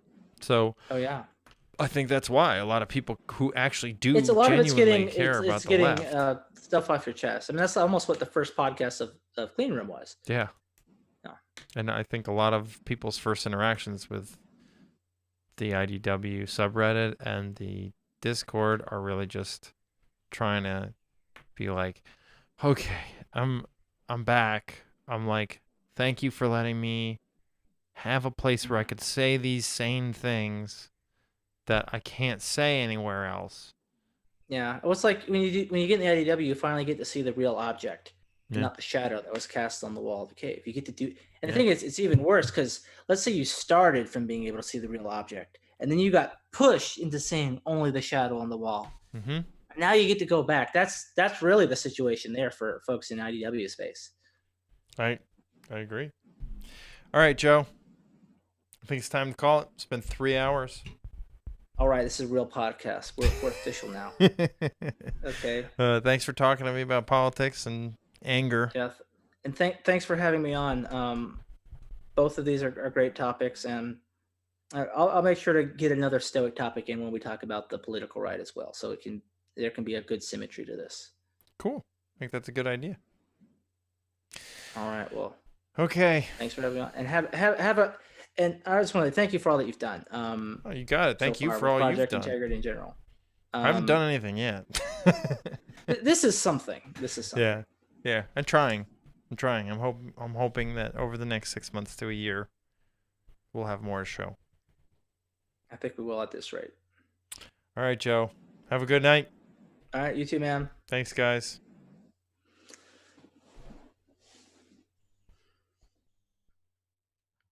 What do you do when you're angry? Okay. What do you do with the mad that you feel? All right, cool. When you feel so mad, you feel like biting. And you know what's great? You didn't go When the exactly whole how I wide thought it world would. seems oh so wrong, and nothing Maybe you 50% do how seems I thought it very would, right. and 50% not What how do I thought you it would. do? Do you punch maybe a that's bag? good. Do you pound some clay or some dough? I am Do very you tired. round up I'm tired friends too. for a I think I'm game gonna of go to sleep. tag? Or All right, see go to how sleep. I'm going to sleep fast soon. you Excuse myself. go? It's 11:30 and I got work. It's great to be able to stop Yeah. when you've right. planned a thing that's wrong I'll see you later. and be See you, man. able to do something else instead Leave. and think Oh, this song. I can stop when I want to, can stop when I wish, can stop, stop, stop anytime. And what a good feeling to feel like this and know that the feeling is really mine. Know that there's something deep inside that helps us become what we can. For a girl can be someday a lady, and a boy can be someday a man. And you know that's true, don't you?